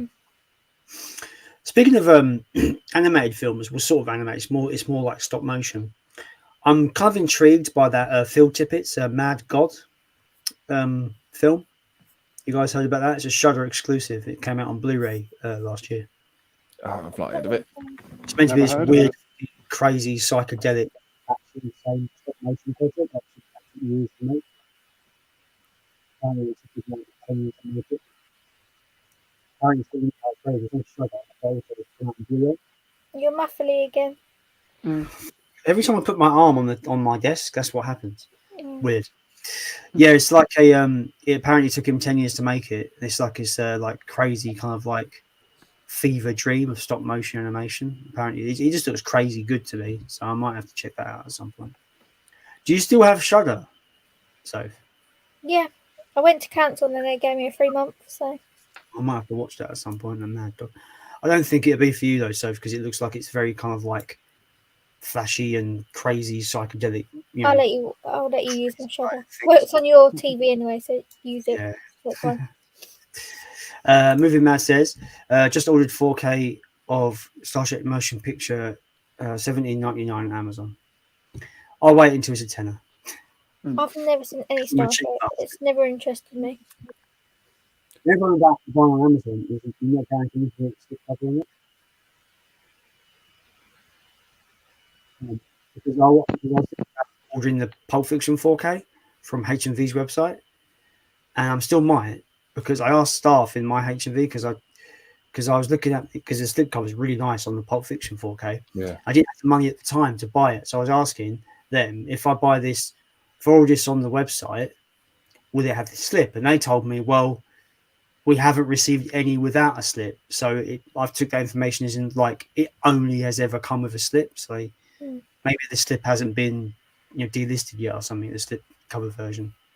So hopefully if I just order it from HMV, I might just get that slip because have you guys seen the Pulp Fiction slip cover? Oh, yeah. It's really stylish. I do like it. I've never seen Pulp Fiction, Steelbook. so no. So like the Pulp Fiction logo is like got this kind of like sparkle sheen to it. It's like changes color, and Uma Thurman's lipstick does the same. It's fucking so minimal but so awesome. Right, Like I love it. I'm just gushing over bloody slip colours now. We need to watch Pulp Fiction. Obviously, I've never seen it. Yeah, I've only got it on DVD. I don't think the DVDs are very good, so I'm just gonna wait until. I think we started to watch it. It was only like 4:3, wasn't it? Yeah. Unless the film is shot in 4:3, that ratio really puts me off a movie nowadays. Oh, that cover. Yeah. Yeah, but like if you've noticed, it's in black and white, but her lips and the logo are in red. And her nails. And her nails and the slip cover has this kind of like when you bend the light, it goes all kind of like multicolored. Obviously, you can't tell on the picture. But... No, you can't tell. You've got to hold the actual slip cover and just like bend the light on it. Looks awesome. Dodgy Possible says, have any of you seen the Universal film from 1982 called Death Valley, set on a divorce and her child being stalked by a serial killer? No. I'm sold though. Sounds good. See, I've noticed how like Sophie's been my secretary for the whole stream. Just they take a note of all these movies that people recommend. I mean, it's good to have PM your PA. It's fine.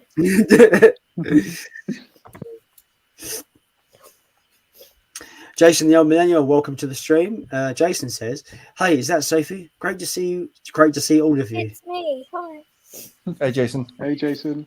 I love Jason, and obviously you, Jason, but other Jason. I was about to go, "Hi, Andy. Hi, Pete." No, but it's just a really kind, genuine soul, and I don't know. I love all of you guys, obviously, but yeah. You'll go down in the ranks slowly. Jason asks, "What PS4 games do you recommend from last year, Pete?" Oh, probably God of War, Elden Ring, and Horizon. All three really good games. So Elden Ring was superb. I like that one. Elden Ring might be, in my opinion, probably the greatest open world game ever made. For them to take the concepts of the Souls genre and kind of like translate it basically to perfection into an open world setting is unbelievable. Like, it's so You haven't good. played it for a while, though, have you? I haven't played it for a while, but every time I talk about it, I want to kind of play it. But then I realise there's always something new to explore there.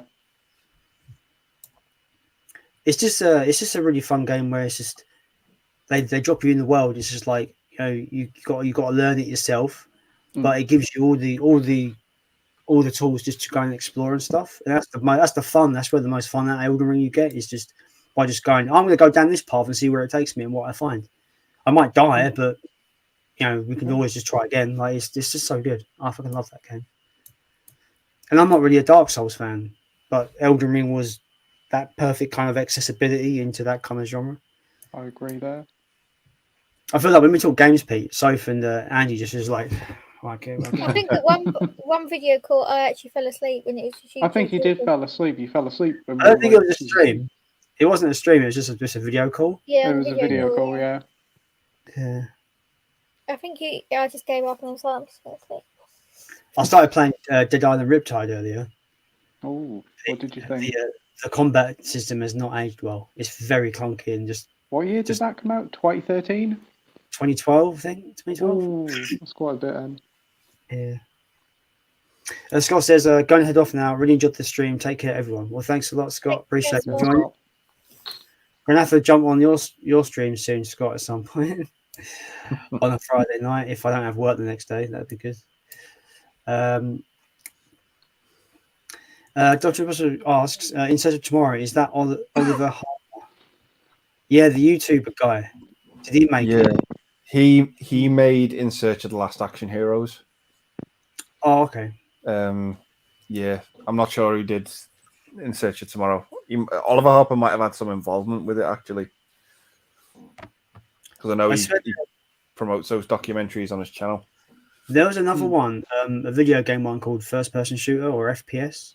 Was it by the same people? Do you know? I'm not sure.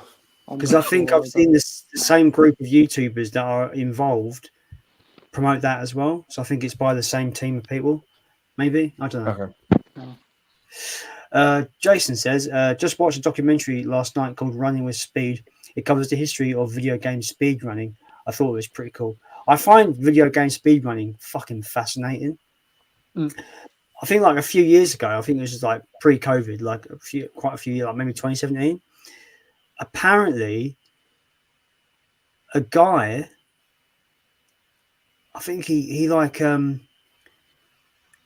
beat Castlevania Symphony of the Night blindfolded. And bear in mind, that game, you beat it, and then you've got to go back through the game backwards, go through the castle backwards. So he beat it. So he did it once going forward, once going backward, be blindfolded. The amount of like timing and understanding how many steps you've taken before an enemy is there to attack, like the whole mental gymnastics you've got to fucking do to be able to play through. Fuck it, I couldn't even do fucking Sonic the Hedgehog blindfolded, let alone fucking Castlevania Symphony of the Night. Holy shit! Oh yeah. There's some crazy like speed runners and challenges, and because I think there's an actual charity event every year called Games Done Fast, and some of these people are fucking crazy good. We watched that video, didn't we? He cheated. Yeah, that Guitar Hero player. No, not here. It's the older bloke who's playing like an old game. Yeah, the Donkey Kong. Yeah, the Donkey Kong guy. What a fucking scumbag he was. And he's trying to like sue everyone. Yeah, that guy who beat Dark Souls with a Guitar Hero guitar. Yeah, and somebody also beat Elden Ring with like a dance pad as well. Fucking hell. Man, that, you know, I've never been good at games, but I'm really not good at games when you've got those kind of people. No. I love video games. Video games are fun. Dodger Impossible says, Gene Wilder, man, Hanky Panky gets some shit. And yes, it's a bit pants, but I love it. I don't think... is that a film, Hanky Panky? Yeah. Oh, I've not seen that one. I think it was directed by Sidney Poitier. Yeah, I've only ever seen Gene Wilder and Willy Wonka and Being the Evil, Seeing the Evil. So. Whenever I think of Gene Wilder, I always think of him obviously as Willy Wonka, because that's like, I think everyone knows him as Willy Wonka. Yeah. But I feel like him as Willy Wonka, he's got one of my favourite deliveries and pieces of dialogue ever, is when he goes, you get nothing, you lose, good day, sir. Like, it's just so good. Like, he's so good at, like, you can tell he's pissed off in that moment where they took the fizzy lifting drinks. Yeah. Because Roald Dahl didn't want him cast as Willy Wonka. Yeah. And he took his name on. He didn't want his name on the film. No, he didn't like it. But even the book is called, because you picked it out for me, didn't you? Yeah. Even that's called Charlie and the Chocolate Factory. It's not called Willy Wonka. So I don't know why it's called that. Because I always associated the film growing up as Charlie and the Chocolate Factory, but when you go and buy you can get the 4K where it's called Willy Wonka and the Chocolate Factory. But I never ever associated it as that. I always thought it was called Charlie and the Chocolate Factory. Weird, isn't it? It's weird. I know the remake is called that, but I'm talking about the obviously Jill Wilder original. Dr. Impossible says, Women in Red still gives me a stiff. Kelly LeBrook sends me into a spin. I don't know who she is, but I'm going to have to Google her now and see. She was married to Steven Seagal, weren't she? She was married to Steven Seagal. Yeah. Woman in Red, is that in Weird Science? Yeah. Yeah. She's in Hard to Kill. Silly twat cheated on her with the nanny. Oh, yeah. Yeah. What the fuck's the matter with you, Steven Seagal? She hasn't aged very well. No. This is a cool question. Radley asks, does anyone like tech horror? I think movies like Unfriended and The Den are really underrated. It seems to be an emerging genre on the quiet. Unfriended Dark Web is excellent too. I started to watch Unfriended but couldn't get into it. But I do want to give it a rewatch. And there's one you told me about, that Searching. Yeah, that's not really a horror though. It's more of a disappearance mystery rather than the horror. But that film's really well done. But I feel like the problem with Searching is once you get to the end, I don't see it having much rewatch value. One time watch. There's one called Pulse on Arrow. That's really good. It's like a Japanese horror from the early 2000s. That's a great one. Yeah, that's creepy, that film. There's a film that I've not seen, but I've heard bad things about. But would you call it a tech horror called Countdown? It's about the app that tells you when you. I really like that film. Is it good? That one. I enjoyed it. It's about an app, isn't it? That tells you when you're going to die. Yeah, it obviously count like how long you got left or whatever. Yeah. Would you call that a tech horror? Like if it's about an app on the phone, it must be like. Yeah, I would say anything so. to like a laptop or. Because that scares me. Like stuff like Unfriended. So anything could happen. Yeah. Isn't Unfriended like quite dated now because it's all set on Skype, isn't it? Unfriended. I think so. I've not seen it myself. But I started to watch it and thought it was really bad, but I was with an ex, so maybe that's why I didn't want to watch it. Yeah. All these films that you say you don't like, you always blame an ex for not liking them. I've noticed. Yeah, so maybe it's not even the film; it's just who I was with at the time. But I'll give Unfriended another watch. The way I see it, from what I've heard from about your ex, negativity breeds negativity, as they say. So I'd be surprised. Maybe that's why. Yeah, enough about me having a therapy session on his live, Dr. Bob says, "What did LeBrock see in the giant sperm whale seagull?" Absolutely. We have Big Paulie in the group, in the chat. Welcome to the stream. Hope you're doing well. I hope your health issues are getting better, Paul. Yeah, I know you've been through a bit of a scare and stuff. He says, good evening, fellas, and Sophie. Hope you're all good. I watched Megan today. Thought it was pretty good. I was expecting a Chucky. I've heard that it's pretty much more or less like a Chucky film. I do want to watch that. I want to see the R-rated version. We've got someone called LP that says Brian and Charles, best film ever. Loved it. Loved that film. I've not seen it myself. Brian got on my tip a little bit, but yeah.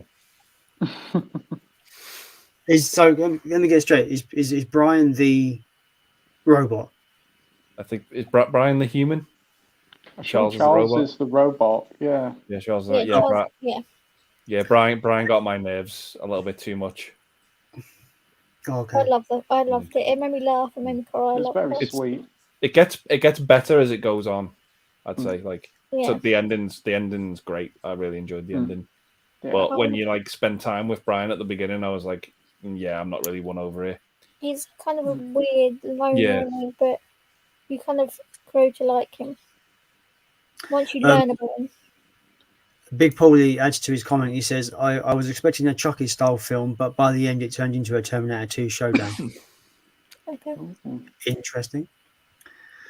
Dr. Boswell says, Pete, is there any film in your vast library of blues that you're looking forward to watching, maybe possibly in the near future?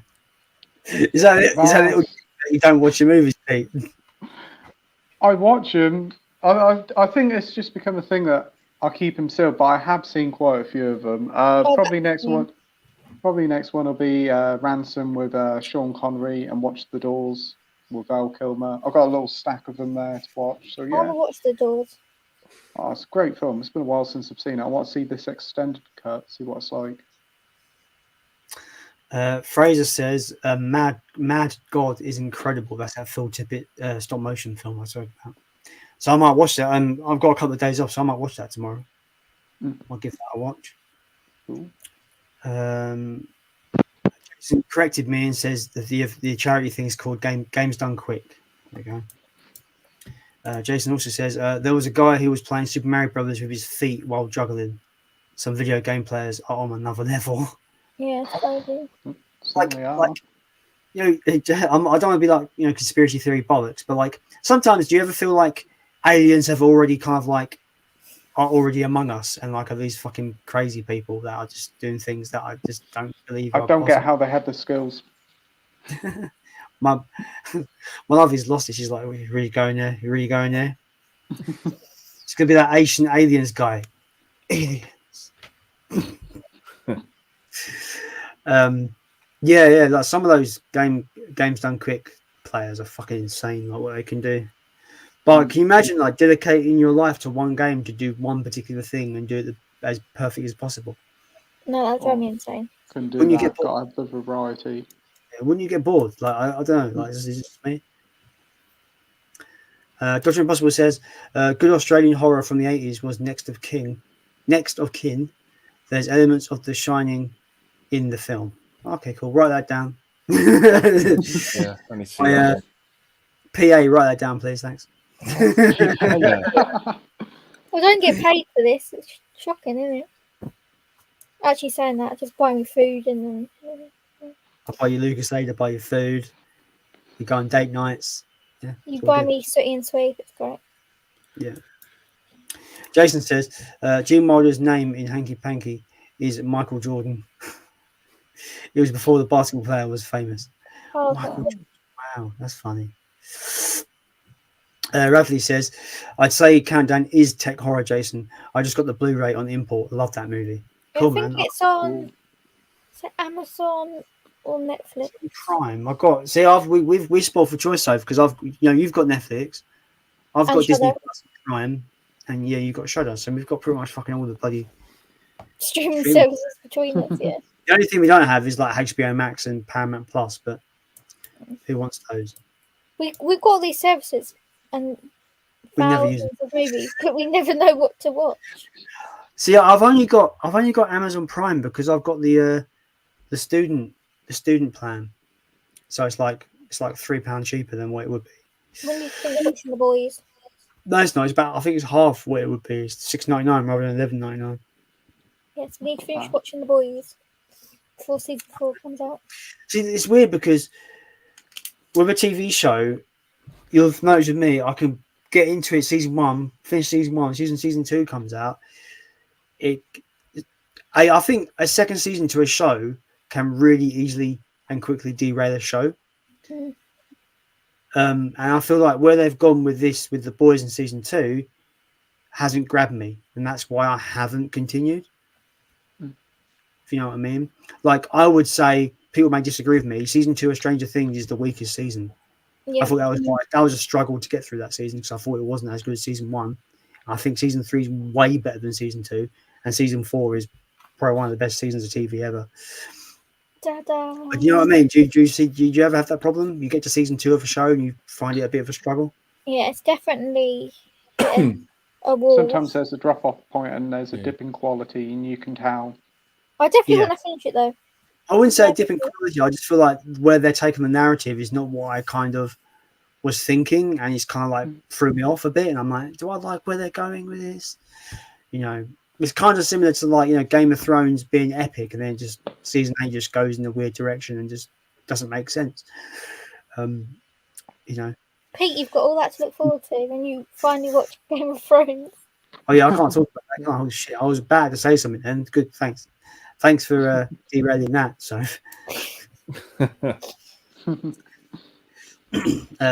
Jason says, I suppose it would be nice to get paid to play video games. Yeah, it would be. Yeah, could be cool. Jason also says, I don't care to speed run. Taking your time through a game is part of the enjoyment. I totally agree there. I agree there. Yeah, I don't like rushing through a game. Like Uncharted, I went round and picked up every special thing and took my time with Uncharted. I agree there. I like the film as well. I know the film wasn't to everyone's, but should we not go there, Pete? We're going to start a war between me and you now. Oh, that's a painful point, that one is. What's happening? So I didn't catch that. Uncharted, the film. I really liked it. I think it might be because it's Tom Holland, but I've not played the game, so I've got no relevance. I don't understand the film. I can go and watch the movie, but I won't understand any significance how it relates to the game. And from what I've seen from the games, I think Tom Holland was woefully miscast. He's too young. He's way too young. Mark Wahlberg was way too young. But I still enjoyed it as a dumb sort of action film. They just went for the most bankable stars. That's why. I'm just going to say, Sonic the Hedgehog 2 is the best video game movie ever made. I'm so glad we saw that in cinema. I really like Mortal Kombat 2021, sorry. I love that. I was so fucking hyped watching that film. That film gets better every time I watch it, to be honest. I actually like that. I've seen it 3 times. No, I've seen it 4 times. I've seen it once when it came out. I watched it a second time with my friend who wanted to watch it. And then I watched it on 4K for the first time, and then I watched it with Soph. I just have more fun with it every time I watch it. Kano's best character. Kano is so fucking good. I agree. But yeah, Sonic the Hedgehog 2 it's got to be it's probably I want to say it's faithful. It's kind of not faithful. It's kind of it takes elements from the very limited Sonic story lore, but for what it does for both those Sonic movies, what they do is they have no right to be as good as they are. No. You know what I mean? Especially after the horror show that was the original trailer for Sonic the Hedgehog. That makes me give them more respect for them to listen to the fans and go back and just redo every CGI point. That's a lot. That's a lot of fucking work. It is. They reference Ugly Sonic, don't they? They reference Ugly Sonic in Chip and Dale, I think. No, he's in it. He's Sonic. in it. He's one of the main characters. He's like a character. He's selling autographs or something, isn't he? Yeah. I've not seen that film, but I kind of want to go and watch it for that thing. I know there's a Peter Pan reference. Is Chip and Dale? Is that actually a Paramount movie as well? Is that why they could use the Ugly Sonic? No, it's a Disney movie. Disney. So Disney must have gotten in contact with with Sega and Paramount, because remember it's Sonic the Hedgehog. Yeah. Can you imagine that's that we're in a strange world where one company can make a joke in one of their movies, but they have to basically go and sign off with 2 other companies for it to work. That's a star. That's all the stars lining up moment right there. Holy shit! I need to go and watch that film now. It gets compared to everyone calls it like the modern day Who Framed Roger Rabbit, because you get all these characters from like these different studios cameoing in this movie, and obviously like Roger Rabbit is like famous for having Mickey Mouse and Bugs Bunny on the screen at the same time, which was just unheard of. But I liked the movie, and it left a bit of an aftertaste once I found out the whole Peter Pan thing is really unpleasant. It's not nice. But it's what they do with the Sonic is pretty fun and creative. Yeah. What did they do with Peter Pan? You might as well tell us now. It's a bit of a long story. So the actor that voiced Peter Pan in the 50s version, the Disney version. Say his name. Yeah. He after he worked on that film, his career sort of spiraled into the worst way possible, and he died quite young. And what's the Chippendales movie does with the Peter Pan character, it's quite similar to what happened to him, and it's really kind of like unpleasant to watch. Okay, so it's a art reflecting life kind of scenario. Yeah, I'd say do some research into that actor, because when you find out how he died and what happened to his body after he died, where they've put it, it's not pleasant. Like when you find out I about didn't it. know any of this. Actually, no, I'm a huge Peter Pan fan, but I didn't know any of this. It's just what happened to him is really sad. But what they do with the Peter Pan character in the Chippendales movie is it's too near the knuckle. It's very bad taste. Yeah, it's done really bad taste. Yeah. Right, guys, I'm going to put this next question up because I have no answer for it. I need to go to the toilet, so I'm going to drop myself out of the stream so you guys can answer this question. I'll take over. Hello, everyone. So, asks, what's the best? Is that Cher? Cher, the singer, yeah. Cher performance you've seen in the film. For me, it's Moonstruck. Right, let's be back. I've not seen her in much. I think. What have I seen her in? Mamma Mia, or the second Mamma Mia? She's in Mermaids and Zookeeper as well. I'm sure she's in that film. I love Mermaids. Let me have a look. Mine, two of mine. One's Mermaids and the other is The Witches of Eastwick. I really want to see Witches v Swick. I think the only thing I've seen her in is, like I said, Mamma Mia 2. And I love. Well, I don't love it, but she's good in it. There's a movie called Suspect with Liam Neeson. Okay. Yes. That's not too bad a film. But I do agree with Witches of Eastwick. No names. Oh, it's such a fun film. Was she in Clueless? Sure. I can't remember that film. Can't remember. She's also I'm sure she was in the 70s A Star Was Born as well. She's in Burlesque. I'm pretty sure I've seen that film. And I want to say Stuck on You as well. I think she's in that. Yeah, she is. No, I haven't really seen her much, but I really want to see Mermaid because you talk about it quite a lot. That's yeah. Great cast in that film. That's where that Shoop Shoop song comes from, isn't it? Yep. Is that Mermaid? Yep. Yeah. Well, her version of it. Yeah, it's an older song. The music video. Yeah. Because it's That was cool. Right, that was a speedway. I mean, I've been drinking Monster. What do you expect? That's all. That's all. We have Gareth. Welcome to the stream, Video Tasties. Yo, yo, yo, he says. I'm pretty sure Gareth is live. He's live and he's watching us. That's great. Yeah. That's dedication right there. Watching Roadhouse. Roadhouse. Sorry, I only Family Guy, in it. Roadhouse. Yeah. I only know that movie from Family Guy. Yeah. Just like there's a spin kick. Roadhouse. He keeps doing it. Yeah. He gets obsessed with it. But I've never seen Roadhouse. I've got it. It's staring me in the face, but I've not watched it. Oh.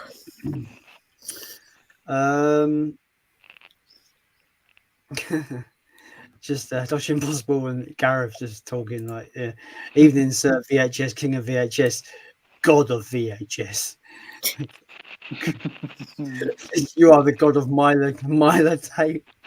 Let's go to the stage. Gareth has to like sneak massive bin bag fulls of VHS into the house because his wife has had. Didn't he actually make like a throne and sat on it? Yeah, it's a picture on Facebook. It's funny because like I look over at my VHS collection, it's like 10 tapes. He's got that 1,000 tapes or something. It's just I was like, oh. I don't have the room. Like I would love to collect VHS again, just be very selective about it. But I'm unable to hook up my VCR to my TV because I got a new TV last year. Unless I get like a SCART to HDMI converter thingy, whatever. One of those. You got Malignant VHS, didn't you? Yeah, which is cool.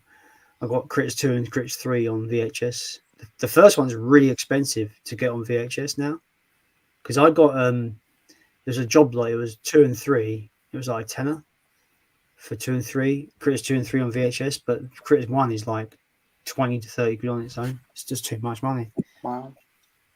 I got the silver, what I call the silver cases of the Star Wars trilogy for a $5 on the VHS. Just the 3 of them. Also nice editions. Yeah, but I just look over. I'm just like, I have this little modest VHS collection. No, you've got Titanic. That's all that matters. Yeah, I got Titanic on VHS. I've got Aliens. I got Event Horizon. I've got some good titles on VHS. To be fair, the Aliens one is most likely pan and scan. Do you know what pan and scan is? No. Rings a bell. It's where basically because the full frame in the film in the cinema is actually its true ratio, but where VHS is they made for square frame. Yeah. Because they can't get the whole frame in, they pan it across. So you're just doing that a lot.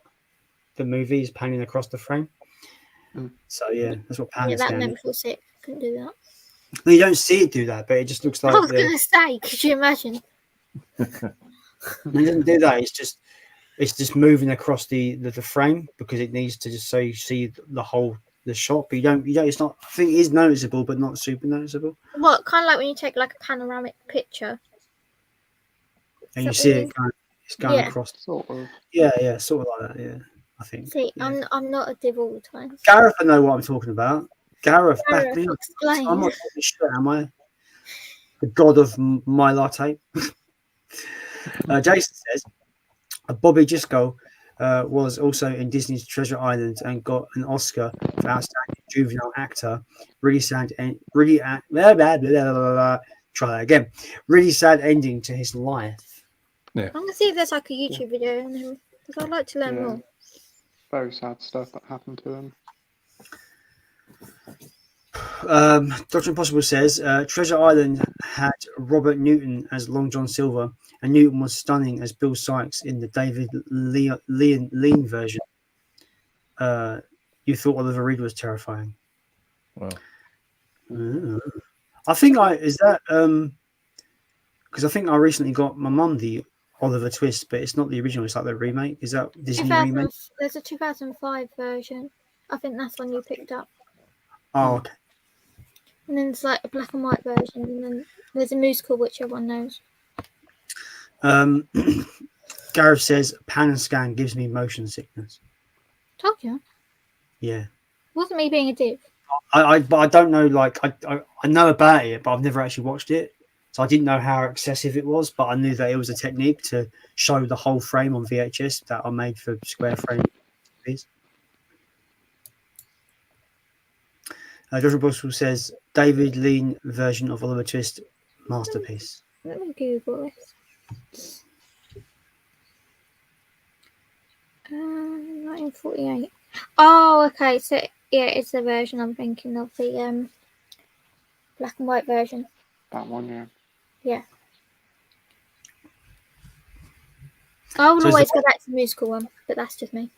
I think the musical one is the one that I know the most. Yeah, it's always on TV. So it's like, is that the one that's like food, glorious food? That one. Yeah. But Oliver, singing voice, is actually a woman. oh, okay. Shock. I like Artful Dodger. Can't remember who he was played by now, but he died of throat cancer. What was his name? Jack somebody. It's going to annoy me. Hold on. Let me Google it. We have Sean Sheridan in the chat. He says, "See the meme one Grinch horror movie." Mm-hmm. I didn't know there was going to be a Grinch horror movie. I don't think I've seen any of the Grinch movies. I'll show you a picture. I think, my love, of the poster that somebody's made with the Grinch. Oh, okay. Yeah, it came out Obviously, last we've got Winnie the Christmas. Pooh coming out, haven't we? Yeah.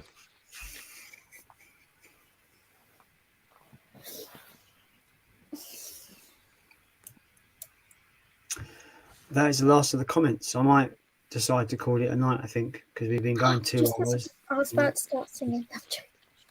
2 hours. Yeah, wow. I'm gonna say call it a night. Thank you for everyone for joining us on the stream today. 10 people watching, so that's awesome. So thank you very much. Been great conversation. Thank you everyone for coming on and chatting with me tonight on the stream. It's always great to chat to you guys, though. Thanks for having us. Especially me. I'm the most important, thanks. I was waiting for you to be Vainery, and you were Vainery. Well done. It's not Vainery, it's the truth. My love, you're not up your ass that much. I know. No, but it's the truth. I'm the most important person to you here. I mean, yeah. Yeah, exactly. End of. Right, go now. Yeah, I was right. No, let's go. Turn off the stream. All right, guys. See you later, everybody. Thank you for joining the stream. Have a good weekend. See you later. Bye-bye, mateys.